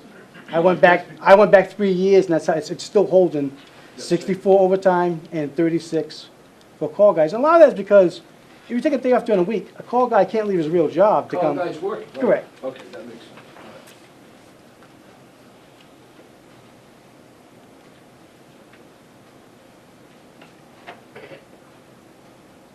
Other than that, I mean, the call wages, they're holding firm at 55 for the last 2 or 3 years now, and hopefully they'll remain that way, because the call guys aren't getting any. We set their pays a few years ago, so their pays stay the same until at some point down the road, we'll look at it again and see where we are compared to surrounding towns.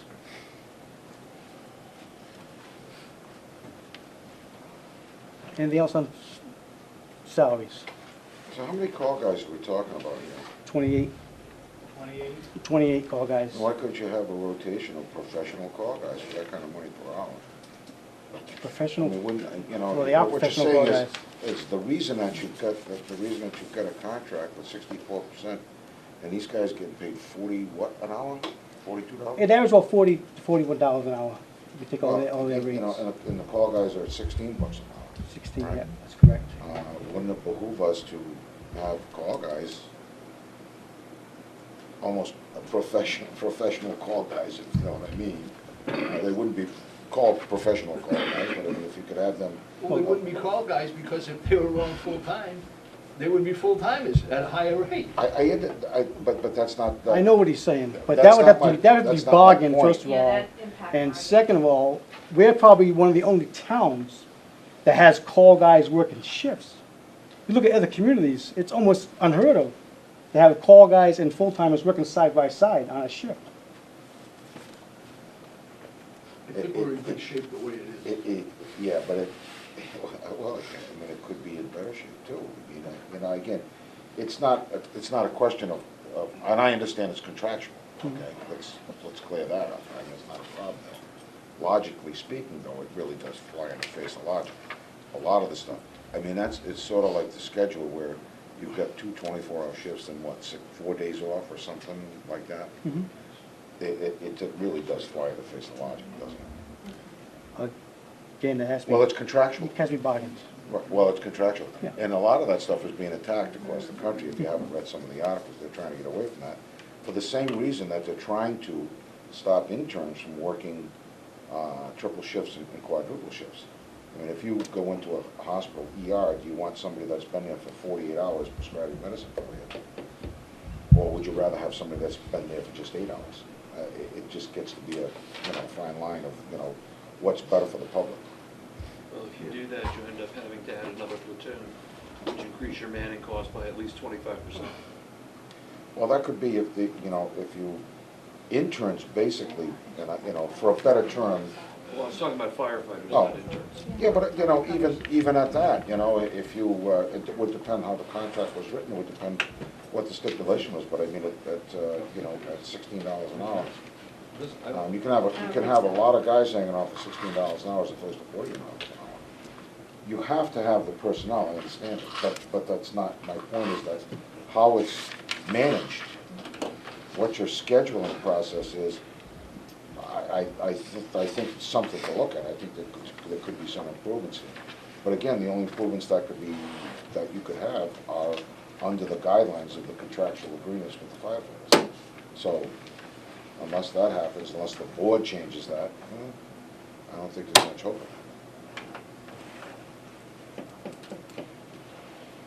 Is your request for the additional person? I did, I Is it in think, here? But it's not in here. it's on the cover sheet. It's on the But it's cover not- sheet, but Yeah, it's not. because when we had the budget meeting, you said, Right. Right. put stuff that Right. above. Yep, okay. It's fine. No, it's, Thanks for listening. So going down the expenses. yeah, Oh, go ahead, you got questions on the? So you increased electricity 1,000? yes. Oh, Yeah, what that's do what you we're want to gonna do? do. That's what we're Okay, going to, I thought you had questions on. Repair and maintenance, you went from 500 in 2013 to 2,000 in 2015. You What- increased 1,000, but what is that for? Which repair means, like, talking about on the buildings? Yeah, Yes, that's because we've had this year, I spent $1,300 on one overhead door getting it repaired. okay, That essentially wipes out my entire repair account for the buildings. all right. I just got the station generator had quit on us during the last storm. We had South Shore generator there for 3 days, fixing it. I haven't got that bill yet. So when that comes in, I'm gonna be in deep in a hole as far as that kind of stuff. All right. So I think it's, as the buildings are getting older, they're starting to show, they're getting a little tired now, they're starting to wear. The call guys are taking it upon themselves to try to spruce up Station 2 by redoing the kitchen on their own. And I'm sure they're gonna come asking for some paint and that kind of stuff, but I think we should provide for them. Obviously, they're working at night by themselves, doing it, so. And All right, IT contract services, 3,000? yes, that keeps going up. Do you have a contract? We do for the ambulance software, that goes up. I looked at the numbers today. It's extremely high each year. And the problem is, Every year. is they got you though, because you're so in deep with them with all your patient care reports and whatnot. This is what I you also quote for your ambulance. Correct. Okay. So I'll get the numbers for you in a second. No, And as far as the fire software, the IMC, that goes up about 3% each year for us. But you understand why it's a question. In 2013, it was 5,000, and now 2015, it's 10,000. Yeah. So it's doubled. Your burn permit software? Yeah, that's still paid for by a grant. I think right now, well, it's gonna phase out. They're gonna charge a little more each time, and we'll have to make a decision whether to keep going with that or not.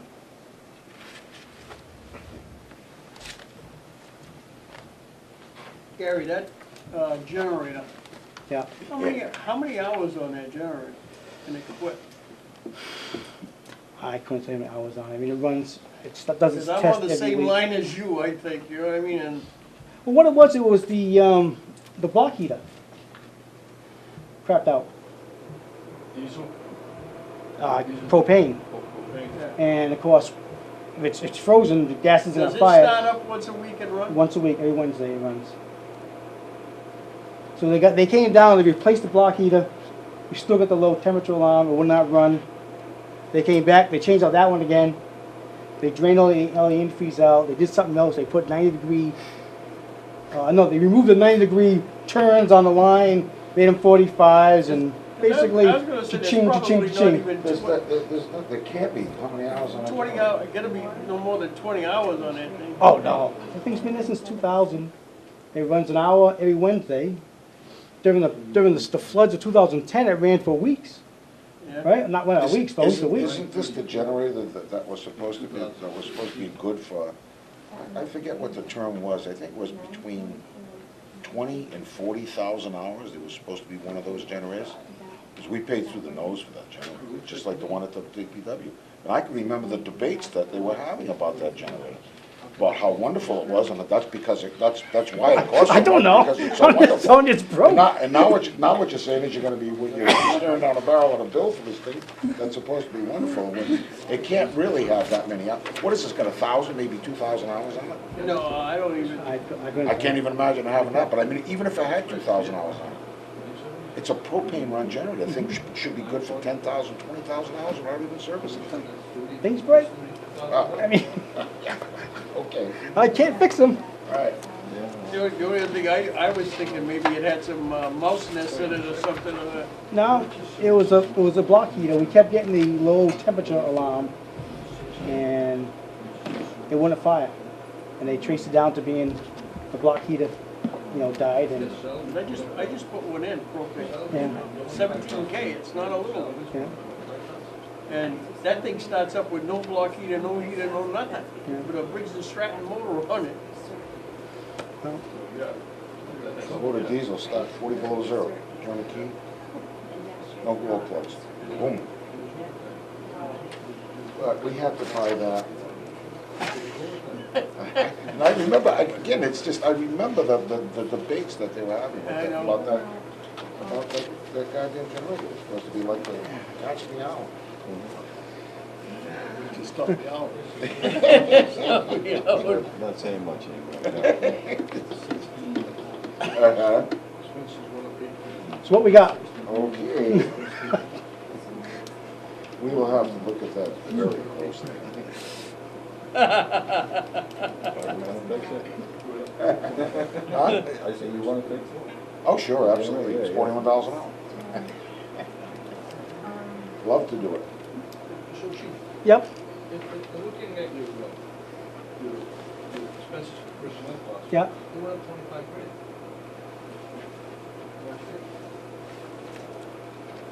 Listen, I'm reading this. Commercial expenses, personnel expenses. Last year was $854,000. And now it's $879,000. Page 1 of 3. Yeah, that's possible because you figure with the paramedic stipends, that's almost $17,000 there.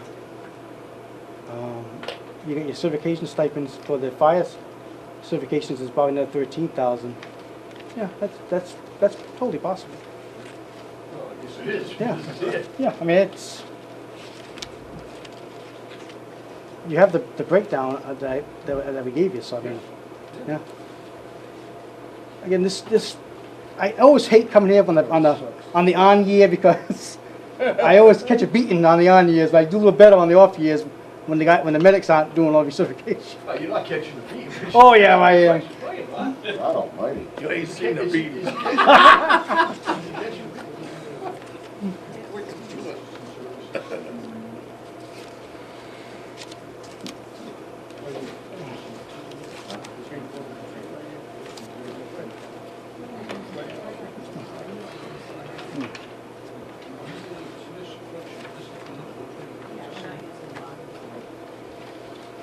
Are you doing the federal assistance firefighter grant again this year? We put in for a tanker and we put in for some fire prevention money. Yeah. We put in for a new tank every year, and we always get voted down, but you never know. Someday I you'll mean, get so, it. yeah, no, so, I mean, in all honesty, I've been chief for 5 years, we've gotten one of them grants 4 out of 5, you know.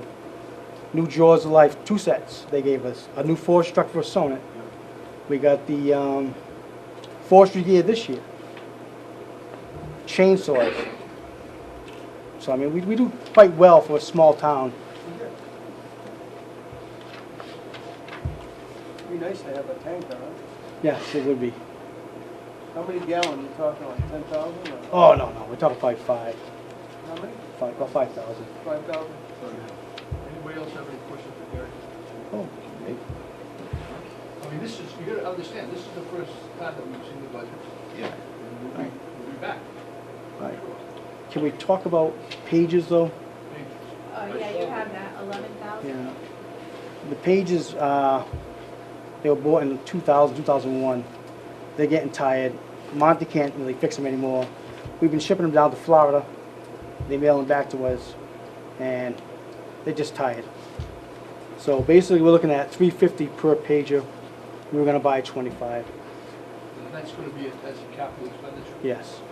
Or, actually, it's up to what you guys want to do. If you want to put it as additional equipment in the budget, we'll do that. Or we're going to try to tie it in. Me and the police chief are working on getting a repeater on the fire tower in the forest. They help out with the radios down in the Sonnet. We thought maybe we'd tie it into that as either an article on town meeting, whatever the board chooses. What do you think that's gonna be? About $8,000.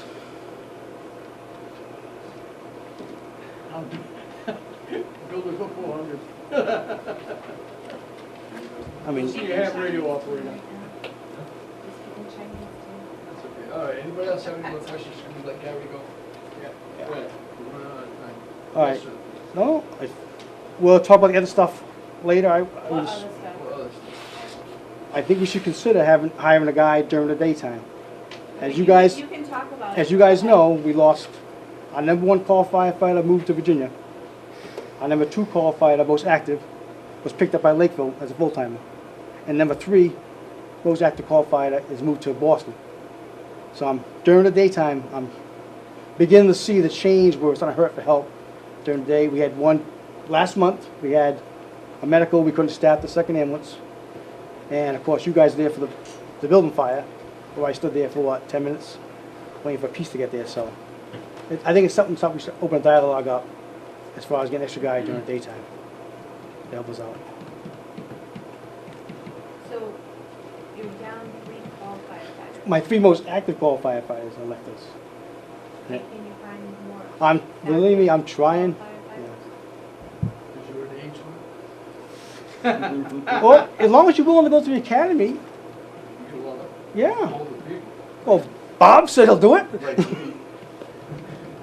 You'll be. No, you are actively trying to Right. recruit. Yep. Those guys that you lost, it's because they worked in town and they could get out. Yes, more. yes. I know you- Well, you know John, he was there, my ace in the hole every day. And of course. Right after that fire hydrant his resignation. No, that was his That dad. was his father that was. No, the kid was a prize to have on the fire department. And he moved to Virginia and he got quickly picked up by the volunteer department down there. He's already on. Him and his girlfriend. We lost Danielle also, who was around during daytime. So, you know, these things happen and it kind of goes in cycles. Wait. The chief go? Are we doing comm center also today? No. No. We're not doing communications? Okay, thank you.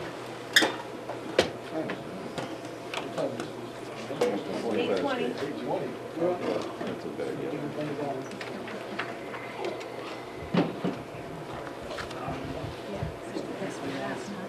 Right, we only have one more? One more. You don't want to do comp, so we'll bring them back for that. There wasn't clumps there. We have, okay.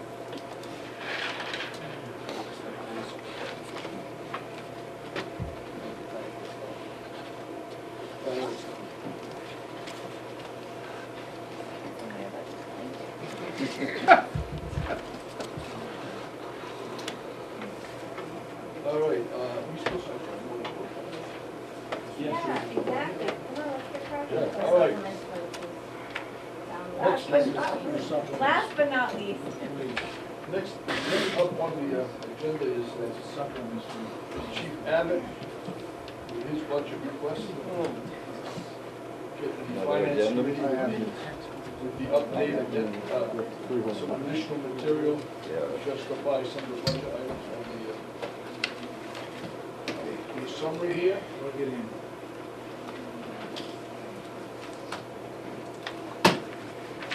All right.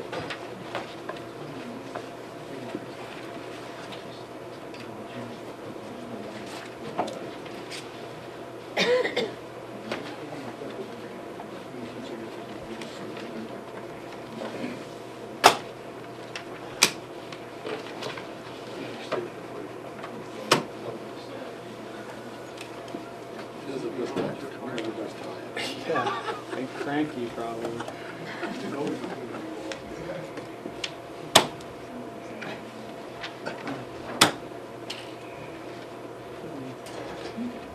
I'm gonna take a couple of seconds here, Mr. Baumgartner had this little break. What do you thought?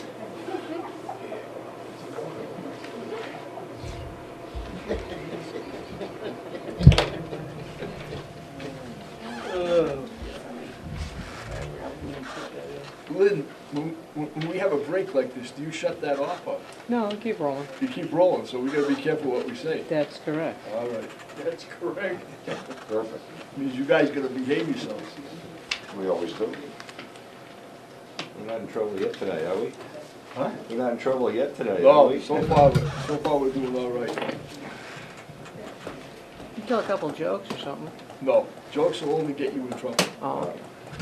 Mr. Ashley was good for that. John. Yes, John was good for that.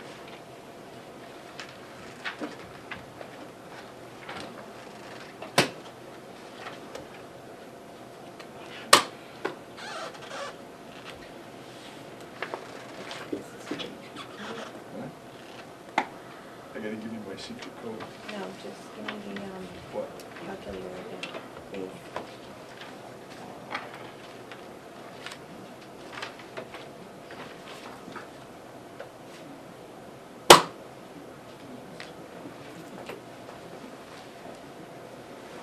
All right, you ready, Mr. Baumgartner? Yes. All right. Need an old chair for the old guy. All right, Chief Abbott is up next with the police budget request. Okay. Well, the personnel expenses include the contractual increases, but they also include step increases as well. Moreover, there's substantial increases in the educational incentive, as some of the people we hired have college degrees, and one of the current patrolmen is about to receive his master's degree. So we've incorporated all of that into the wage schedule that was provided to you, and the other schedules break down the chief's wages and the officers' wages. The formula we used for those was to take the adjusted salary and then in turn add the additional holiday pay, and then we subtracted out the college incentive. What do you mean by the adjusted pay? If you look under the personnel schedule, if you follow a line laterally, you'll see it has the hourly rate, but then it adds in the college incentive. It gives you the adjusted annual rate. All right, I see. So that was our starting point in the formula. Then we added the 1 day adjustment because there's one additional day in the fiscal year. I meant to ask you about that. What, 52 weeks, 1 day. have we ever used 52 weeks, 1 day? I think last year was 52 weeks, 2 days. I wonder if everybody does it that way. Can't speak for anybody else, but, You know, Janice? I mean, you, I try to tell them, you know, figure on 52 weeks in 1 day. Because it's July 1st to June 30th. Prior to me starting here, I do not believe we were ending the payroll at June 30th. We were going out to the last full week ending of the fiscal year. But when I started here, I said payroll is supposed to be paid for the fiscal year from July 1st to June 30th. So we started to split that last week of payroll, the first week and the last weeks of the payroll. So budgets need to be figured based on from July 1st to June 30th. They all got that information? Yeah, they should be pretty much aware of All right, it. all right. So that accounts for why you use that. Okay, very good. All right. What else, Calvin? when you go down the line under personnel services, you'll see repair and maintenance agreements. That, there's an increase reflecting the, primarily the IMC increases, which is our record management. We pay for different modules in that records management. For example, there's administrative, another's detective, another is cross-agency.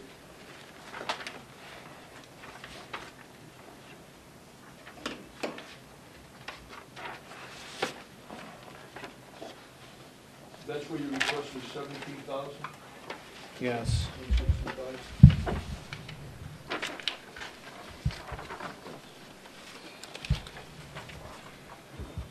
Thank you.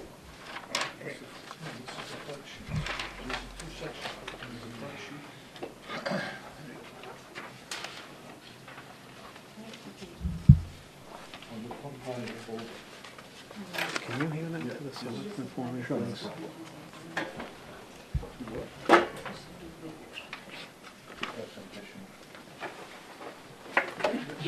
That's additional stuff compared to what we got this afternoon from Alan? Yeah. This is something else? Yes. This is a breakdown of the repair and maintenance cost line item.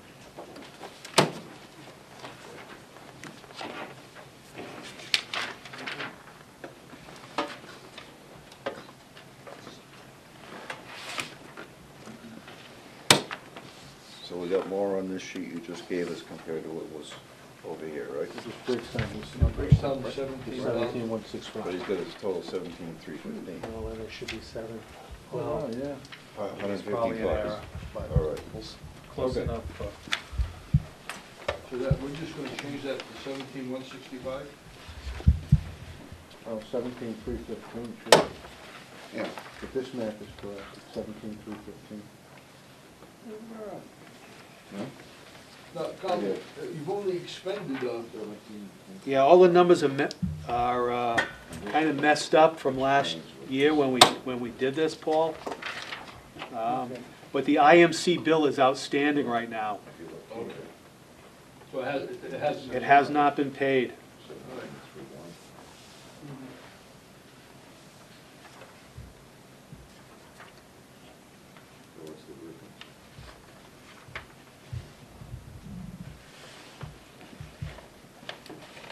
What is professional, technical, medical? Professional and technical medical would include the medical examinations for people that we're going to hire as reserves. Would also include the psychological examinations for the people we're going to hire as reserves. Would also include the physical ability test fees when they go up for the physical ability test to determine if they can meet the essential physical functions of the job. Okay.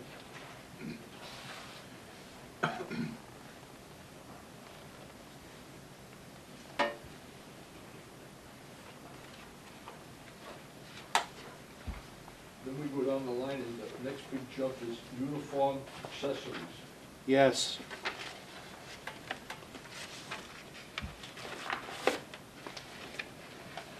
I broke that out for you as well.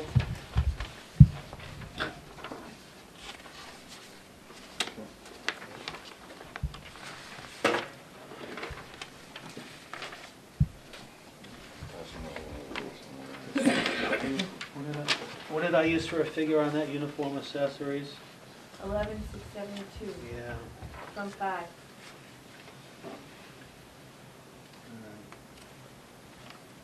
I don't think I have the right breakout, but I can summarize it for you. Uniform accessories includes ballistic vests for about 7 or 8 officers that are required by the contract, and also some ballistic vests for new hires, 3 or 4 new hires. Each vest package is about $795. Now, I mean, you can leave it under that line item, or you can break it out into an article. But next year, you're gonna have a quantum of vests for people whose time wasn't up this year. We replaced the vest on a 5-year cycle.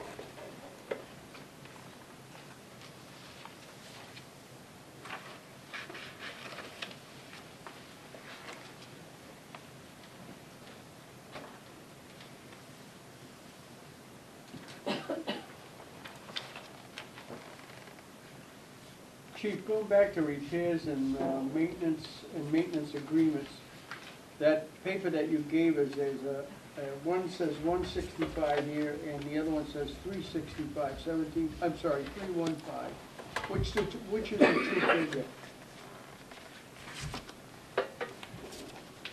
Well, I'm gonna say that the 17,315 is the true figure, because it's under the Excel formula, did it all. Okay, so I'll change this here. Well, I guess, do you want to change that? 17,315. Do you want to change that number? Yeah. What number's getting changed? You should have that total is correct, but 17,315? Yes, that's correct. Yeah, that's why I was going, because there was a discrepancy there. One was 17,165, and the add-on that he passed out to was a Did 17,315. the town accountant get the add-on? Yes, Did she get a sheet? Okay. Carlton, you can send me a corrected budget if you would, please. Okay. All right. Firearms and defensive equipment, All right. $8,800 increase.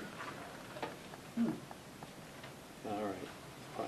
Okay, so if you recall, we transferred $10,000 during this fiscal year from, I believe it was training overtime. Yeah. So the training overtime should actually be 25,808. You got 35. Right, so it should be 25,808 because we transferred 10. Where are we at now? Where are you, Carl? All right, let's go up to, under personal expenses. One with a tab on it. 35,808 should be 25,808.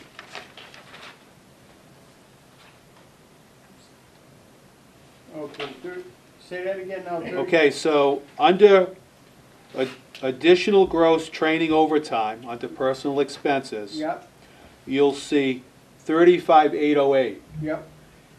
The correct figure should be 25,808. As we had, because this fiscal year, this current fiscal year, we had taken 10,000 out and we had used it for ammunition, all right? Now, That was a special town meeting with a 10. right, so firearms and defensive equipment includes the ammunition. Right. And it's been added into that line item already. Yes. Right, so So there's no increase. There's going to be decrease. Well, The 18.8 is correct, the correct? 18.8 is correct. All right. Yeah, but it's 10,000 of that was put in there from the other. Correct. That's accounted for in 168,663? That, so the, all right. So we started out under personal expenses, we reduced 35, Got it. right. Now we're gonna go all the way down under supplies to firearms and defensive equipment. And that figure is 18,800, 18,800. I understand that. Bottom line, though, 168,928 stays the same? No. Or is it reduced by 10? It's reduced by 10. Okay, well, that was my question. That's reduced by 10. So it now becomes 158,667. 1,676, What? 637. 1,676,637. Well, you've got to add the difference between 17,165 to 17,267. Yeah. 167,6637. So it's still an increase of 8,800, Cal. Yes. Question, on your educational incentive, Yes. you have 147, 154. On your breakdown sheet, you have two numbers. One is 124,091, 147, 153. Did you leave out the lieutenant for 23,000 down here? All right, let me grab my. I'm not following. 1,676,637. Okay. You gotta take 10 grand off Yeah, I think that's what you did, Chief. You just left out that money. You put the chief at 18 on the bottom total, that should be the lieutenant. And This should be a sergeant. That's what you did. But this figure should stay the same, though. That's the correct figure. This you is did it. inaccurate here? Yes, this should be the lieutenant's 18. right up Oh, here. I see. And then the sergeant moves up. But I don't know why they have two different patrolmen. I'm gonna disregard this, because the Excel sheet is calculating Yeah, that's everybody right. individually. And that's the This- number. This might have been left over from the fiscal year that I took, didn't delete, you know what I mean? Okay. Now that number is correct, but that's what you have here, your Excel number. He had a question about the educational incentive, and the handout that I provided had some notations here in the bottom which are inaccurate, so disregard those. It's correct on the proposed, the requested budget, it is correct. 147, 154, that is correct. 147, 154. Yeah, that's correct. Under personal expenses, third from the bottom, educational career incentives. They have a breakout sheet. There was two numbers on the breakout sheet. One was probably left over. The correct one is the 147.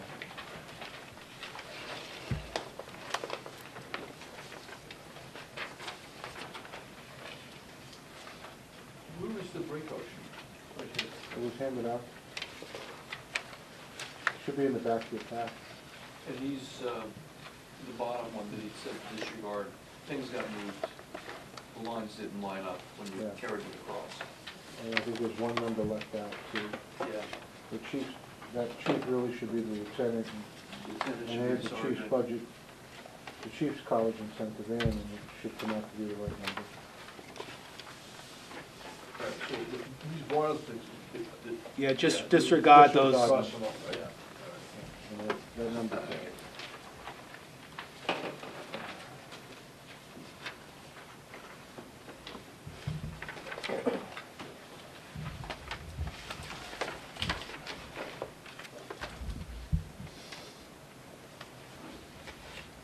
So, a couple, the three guys that we lost, apparently, they didn't all have college incentive. Well, remember, Patrolman Wicks was lost, no college.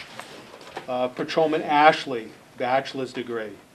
He came on. Right. Yeah, but he's not gonna start until, what, Friday. Right. He wasn't receiving college incentive. We used the $10,000 that was supposed to be for auxiliary uniforms to help offset the college incentive and other costs of the new people that came on. But Jacob had college. Jacob had a bachelor's degree. Bachelor's. Pat Lee has a bachelor's Right. degree. Okay. But, Why is there only a Patrolman, buck? because Shane Kelly, who has no college incentive right now, is gonna have his master's degree, which is 25%. So you're looking at probably let's say about $15,000 increase Why from does he zero. have one now? So Shane went from nothing to a master's? Yes, because he has a bachelor's degree, but it's in art. So he went to a master's degree program, obtained a is about to obtain a master's in criminal justice. So he got zero for having a bachelor's degree because it didn't qualify, and now we'll get the 25%. Because you got a master's in criminal justice. That's correct. We actually don't have to do that, you know. Huh? I said that, We do have to do it because of the way the contract was written. I understand that, but if there was a new contract, we're not bound by law to do that. The Supreme Court actually has said that towns and cities are not bound to. You're to the absolutely incentive. right. They're not bound, but the way our contract is written, you'd have to negotiate it out. Yeah, and our contract did not reference the Twin Bill. It may have been in the back of people's mind when it was written, but the language of the contract does not speak to the Twin Bill. It only speaks of incentives. Excuse me? It only speaks of incentives. It does not use the Quinn bill as the reason for the incentive. Right, and the Supreme Court case that you're speaking of is more on point to towns that eliminated half of the incentive because it was funded under Quinn bill. So it can be negotiated, but it's not quite as simple in our case. Well, it seems very simple to go up in the municipal system, but it seems really tough to go down. In any municipal system or anything that I've been involved in, it seems really easy to go up, but boy, it's hell on wheels to go down. Yes, it is. And why is that? Why shouldn't it be just as easy to go down as it is to go up? Because it's 147,000 big ones on the line. And they'd rather eat their children than give that up. You think? Yeah. Yeah, the problem is, though, that parity only goes one way. I mean, if somebody gets a raise and they live on a mountain in North Virginia, everybody's gonna have it. Oh, they got it, so we gotta have it. And then the problem is that if it goes the other way and there's a reduction somewhere, nobody hears about it. Nobody wants to hear about it. That's not part of the contract, we don't do it. But, again, is that fair to the taxpayer? My point is, it's not fair to the taxpayer. There should be a negotiation reverse as well as forward. But there isn't. There never seems that nothing ever goes down in the municipal system. It just never, ever goes down. There's nothing ever negotiated Never say on. never. Huh? Never say never. Yeah. You don't know what's happening. I'm sure that there are exceptions. There are exceptions. There must be exceptions somewhere. I just personally am not aware of them. Next time these contracts are negotiated, you need a position on that negotiating team. There you go. We need teams, we certainly do need teams of people for negotiations for contracts, there's no question about it. I've always felt the same way, that there should be more people involved, and different people involved. Not just, the burden shouldn't be on the board, the burden, should be spread out a little bit. A member from the finance committee, or a member from the planning board, a member from any other committee, whatever, I don't care. But there should be more than, one or two people to negotiate contracts, because that is, it's dangerous, as we know by when we gave out TIFs.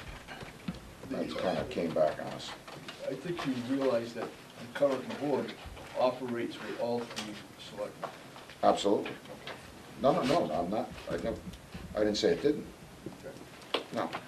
I'm saying, even before this board, I have said the same thing for the 15 years I've been on the finance committee, that other people need to be involved, especially in the contract negotiations. It certainly shouldn't be left to 3 people, or even 1 person. I think that's important. It should never be left to one person. Ooh, no. All right, let me ask you a question. Anybody else have any other questions for the chief of police on this first go-around? I think at some point he's probably... Actually, I do have one question. How's the cost of ammunition? Is it stabilizing, or is it continuing to rise? I'd have to talk to Patrolman Fornashari, who provided the breakdown, but I can give you a copy of the... Actually, I'm just curious as to, because there was an article I read on that. I mean, it's still difficult to get some of the common calibers of ammunition, so I would say that without, knowing a lot about it, if it's still difficult to get the ammo, I bet the price is... Even a 9-pellet buck, that's, huh? Some of it you get on a waiting list for months before you get your order filled. Yeah. Even for you, man? No, Carlton, are you going to give Janice? Yes. Okay. And then she'll pass that on. All right, gentlemen, anybody else have any other questions for the chief? Certainly, as we all know, this is not, we'll all be back at this again.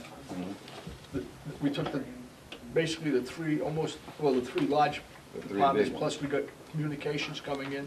Those are the big departments in town. The rest of the stuff isn't so big. Next one is the 14th, is it? 24th. 24th. Right.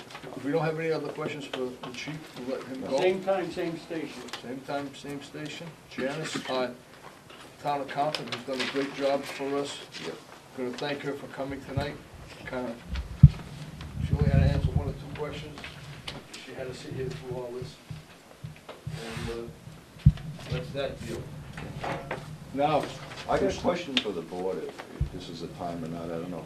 Longevity, does that vary department by department, like different unions, or how's that all figured? longevity depends on the department you work for. Right. There's 3 unions. There's police union, there's fire union, there's police, fire, communications, plus town hall, so there's 4 unions. Okay, So the longevity figure changes depending on the contract. all right.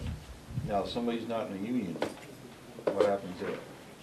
They don't get They don't get longevity. longevity. Unless they have a contract. Yeah, unless they have an individual contract. Individual And there's not many contract. that have individual contracts. But those aren't keeping pace with, say, the clerical or the police, fire unions, for instance? No, but they could get their benefits in a different way. Okay. Yeah. Right. They could, their salary. There ain't could be- anybody losing any Right, their benefits. salary could be higher, they that's could get more the same. vacation time. So, and longevity is actually one of those things you wanna try to get away from. All right. All right. Because the longer you work, the more money you make, so Yeah. longevity is like a it should be a non-issue. I mean, longevity comes in big time in the school system, you know, that. Budget sheet to see In the school system. I haven't been to a youth meeting yet, so, yeah. Most No, of you know it what I'm is saying. food from day one. Right, but you know what I mean, like And it's our not- usual budget sheet that we Sometimes hand out. it's like, you know, Oh, you can get it for the town meeting. No, like, can we have one now so we can like, you know, like it goes so we know 2012, 2013, 2014, you know what I'm saying? All right, can we get one that has, 2012, one was, a Like- sheet like we used to? Like, Very similar to the front sheet here, except this front sheet, like this, I think I'm gonna try my longevity now. you can't see that, I can't see that far. it's like this here, except they had a couple more. like this. Actually, when you retire, That's what we you're used to actually making more money. do. But this here, if we could have, this is move to the school year 14. Second. Maybe if we had this for year 13 added. Yeah, I I'm mean, not sure it's available. that's gonna be what Janet's can Second. format. All in favor? All right. Well, this came from last So year, so, that was our home. right. So it would be, let's see how we had last year, Yeah. 12, 13, Not bad. then we had All in 13 favor? transfers, Have you heard so anything on the so now this regional year it would finance be board, the regional finance? 12, and then 13. My and then member it here would says be he's never been notified of additional anything. transfers Haven't if heard we of a did meeting, any, haven't and then heard what their anything final budget about would the be. regional And then finance. what they're Kind of requesting strange this year. last year. I Yeah, don't know. it's easier to see, so you can see. I think they sent out Year, something, year to year. I, are gonna be calling a meeting. I like it because There it was has some, there was an everything email that together. came out a couple It's days just our ago, regular Brad. budget. I didn't get it, and I don't think all of us I didn't did. get it. The Okay. Excel sheet I didn't that- get it. Olson should get it, he's, and, Right. So if we also have the this alternate, out to the see- alternate is 'cause we don't Ken. even know where we Give him a are. call. Like, we don't know if we're over budget, under budget, like, we have no Call the clue folks with our at the numbers school that and are ask plugged them. in already. So, yeah, I we don't would, know, I'll look through my emails, but there's no right, telling say, where the hell we it is. could already be $2 million in the hole, and we might have to cut back $2 million to start Go off. to that We meeting, don't and know you should that. go with I them. don't know that. Yeah, that's my intention, I just gotta, I think back in. Well, he asked, Right, I so asked when him Chuck today, said we because I have haven't that heard for anything. I asked him, I said, you been That's notified of why, any because meeting? this budget has And he increased said, no. Oh, I every year talked for to 8 Ally a while years. back, and it's supposed to go from the period Yeah, I know. coming to us. All right, guys, the Board of Selectmen meeting is still in session. Yeah, we have a And we have a, executive session. I have no we- idea. yeah, we have to make a motion once the stuff. I didn't know they had one, but I've seen her here, but I don't know her name. What's your secretary's name? Yeah, we're done. Lois Ammo. It's up to you. Yeah, take Now some we of that, cause bar there, whatever it is. We have one item We've got 3 items coming today. They that gotta go requires us somewhere. to go into executive session. Under item number 2, to conduct strategy sessions in preparation for negotiations with non-union personnel, or to conduct collective bargaining sessions or contract negotiations with non-union personnel. I'll make that motion. Second. All in favor? Not to return to open session? Not to return to open session.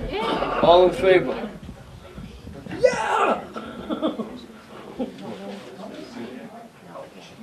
Okay. Mr. Baumgartner, your vote.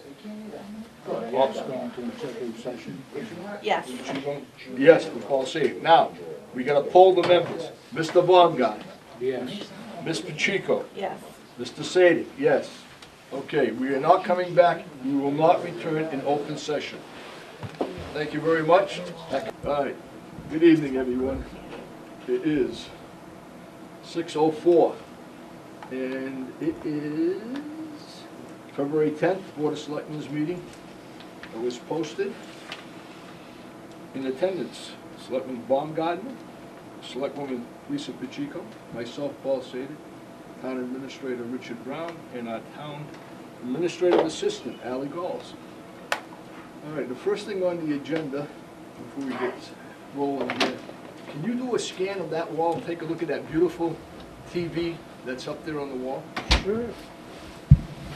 The senior center with, I think it's a 60-inch flat screen TV that was donated to the senior center last week by the Freetown Police Association. And one of our good officers came over and hooked it all up for the seniors, and we really want to thank them. It gives a very beautiful picture, very nice. We want to thank them for it. I think it was Sergeant Rose. Sergeant Rose came over to hook it up. And I know the seniors are very happy with that TV. Yep. It's beautiful. Also, for anybody that comes to the meeting, as you leave tonight, there's cauliflower on both sides of the hallway out there. For anybody that wants to take it. Take as many heads as you want. Just use it up tomorrow or the day after or the day after that. Okay, with that, anybody here in the audience wants to talk to the Board of Selectmen? Hearing none, we'll go on to our first order of business. We have a presentation by Tracy Costa of Novus Engineering regarding the Freetown Screw property. Hi, Take it away. everybody. Hi, how are Thank you? you so much. Good, good. I'm currently serving as the LSP, or Massachusetts Licensed Site Professional, for the town of Freetown, and the purpose of this meeting is really to review what we've done to date and the purpose of our current investigations. We're going to be talking about the investigations under the state regulations called the Massachusetts Contingency Plan, or the MCP, and also the steps forward to conduct the demolition of the building at the site. I think the first way I'd like to start is to just review what's been done to date and a little bit about the history of the site. So here is a site plan, and if you picture yourself here on County Road and facing the building, this is the building. As you may know, the building is not really in great condition. What this represents is what we're calling the MCP disposal site. And that comprises the 2 County Road property, a portion of a Cushnet property, actually 2 parcels in a Cushnet, and a portion of the private property here owned by the Wilkinsons. The disposal site is defined by where contamination has come to be located over time. And to just go back a little bit, the Freetown Screw property, it was owned by a number of owners from the 1930s all the way through the 1980s. And they used a lot of various contaminants. Contaminants were reported to DEP back in 1991, which included petroleum, heavy metals, and solvents. There was a number of sources of those contaminants, the way they were released into the environment. Initially, there were a number of practices whereby inside the building there were solvents that were mixed with metals and mixed with oils, and there was a little station here that was used for these waste materials that were then at one point transferred to an underground storage tank. Unfortunately, the practices weren't all proper, because beyond that there was a discharge pipe, and that discharge pipe started from a drain inside the building. And if you can imagine, between 500 and 1,000 gallons of this, what I'm referring to as process waste, was discharged all the way out here to a lagoon. And you may be familiar with that lagoon, because back in 1996, EPA conducted a removal action. I want to clarify what a removal action is compared to a cleanup or remediation. The purpose of the EPA's removal action was really to mitigate the risk, the immediate risk to human health and the environment.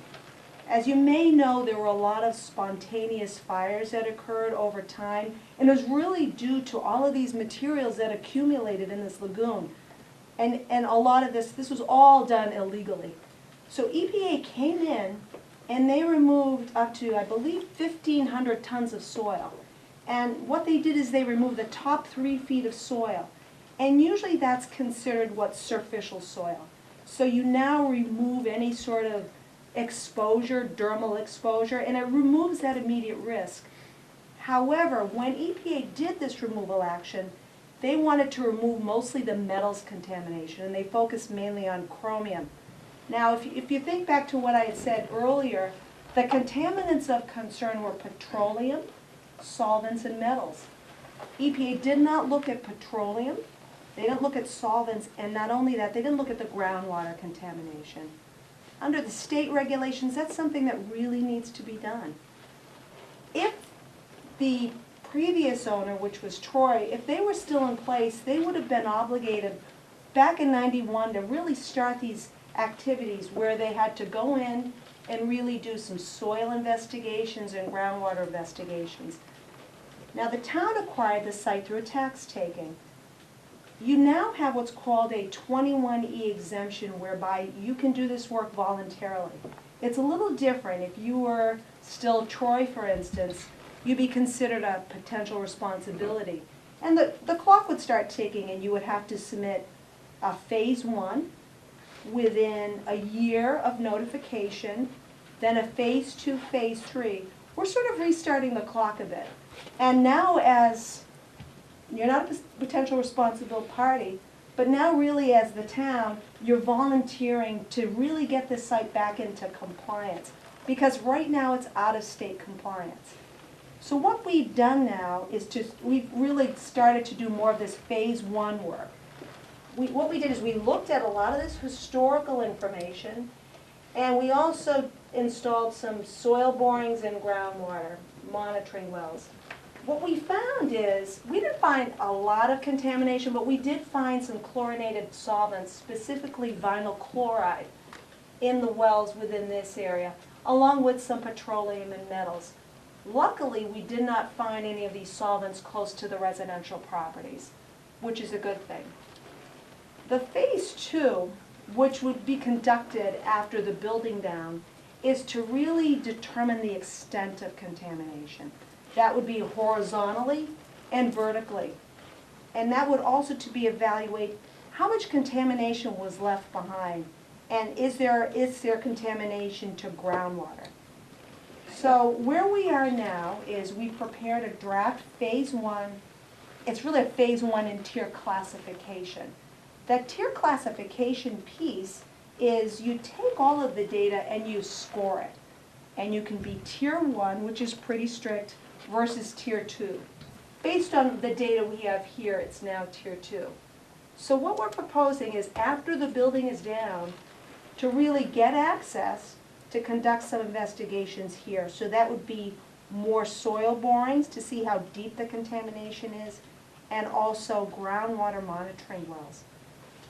Now, in order for us to access these properties, we need to prepare access letters and get agreements in place with the private property owner here and with the town of Acushnet. And also, we're going to share the phase 1 tier classification report with both of those entities, because they're really part of the MCP disposal site. I know that's a lot of information to digest, so. I have a couple of questions. Absolutely. The square footage of the property, total square footage of the property, do you know? I think it's about 1.6 acres. Okay. And can you tell me how many soil borings there are and how many monitoring wells there are?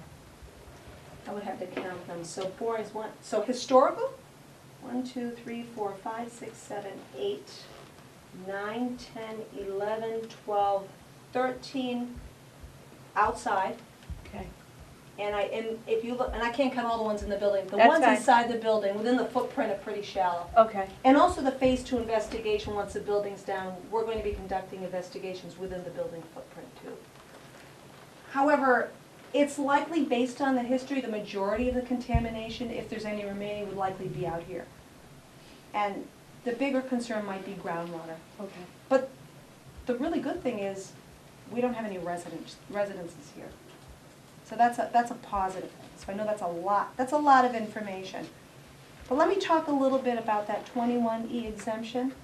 One of the caveats is that to still be exempt, the town has to be willing to sell the site. If the town decides to keep this property and not sell it, that exemption no longer applies, and that sort of voluntary action no longer applies. Then you're sort of on the hook, and now you become that PRP, or potentially responsible party.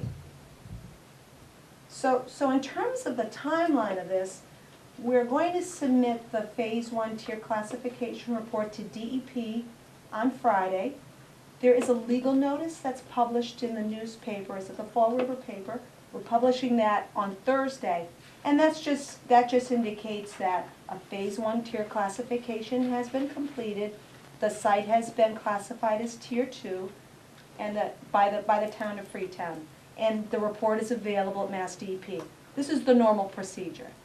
So also on Friday, when we submit that report to DEP, we'll be providing copies of the report to the town of Acushnet and also to the Wilkinsons. I have another question. Sure. On the town of Acushnet side, Yes. are there any residential, is there residents in that area? No, this is undeveloped. So this piece here actually was part of the Freetown Screw property before. And this is conservation land, is my Okay. understanding. All right, Yes. thank you. You're very welcome. Now, you mentioned if the town chose to sell it, who then becomes responsible for? Well, that's part, so whoever purchases the property, at some point, they would be liable to continue the activities under the regulatory guidelines. They would take on the liability, as it were. The other piece I forgot to mention, when we do that Phase 2, we're defining that extent of contamination, we also do a Phase 3, and that's an evaluation of cleanup alternatives. So what it will describe is, based on this type of the contamination, here are the various cleanup options for the site, and this is the approximate range of costs to clean up the site. So it will evaluate all of that, and that's the information, obviously, that would be important to a prospective purchaser of the property. One question, Tracy, if I could, please.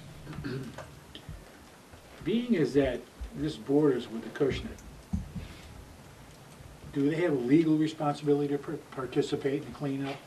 Well, they don't own the property. I'm sorry, they don't own this property, and I meant to, this, it's my understanding they don't own this yet. They haven't acquired this They yet. haven't acquired it, they are discussing whether they want to acquire it through tax title. Right, And depending upon our environmental report will dictate absolutely. some of their decision-making. This piece, I believe they do own. In the back? It's their conservation land. It is their conservation land. So they would not be responsible right now because, I mean, I know it's a little complicated here because the actual responsible party walked away. Troy, I believe is the last one. I the Freetown understand Screw. that, but when you talk about, say they've taken 3 feet of soil out of what was that lagoon, and you don't know what's left, Correct. and you're gonna take test borings, and you're gonna put in permanent wells around there to take water samples, I Yes. understand that. But if that's over the line, and you're gonna do that work, and that's not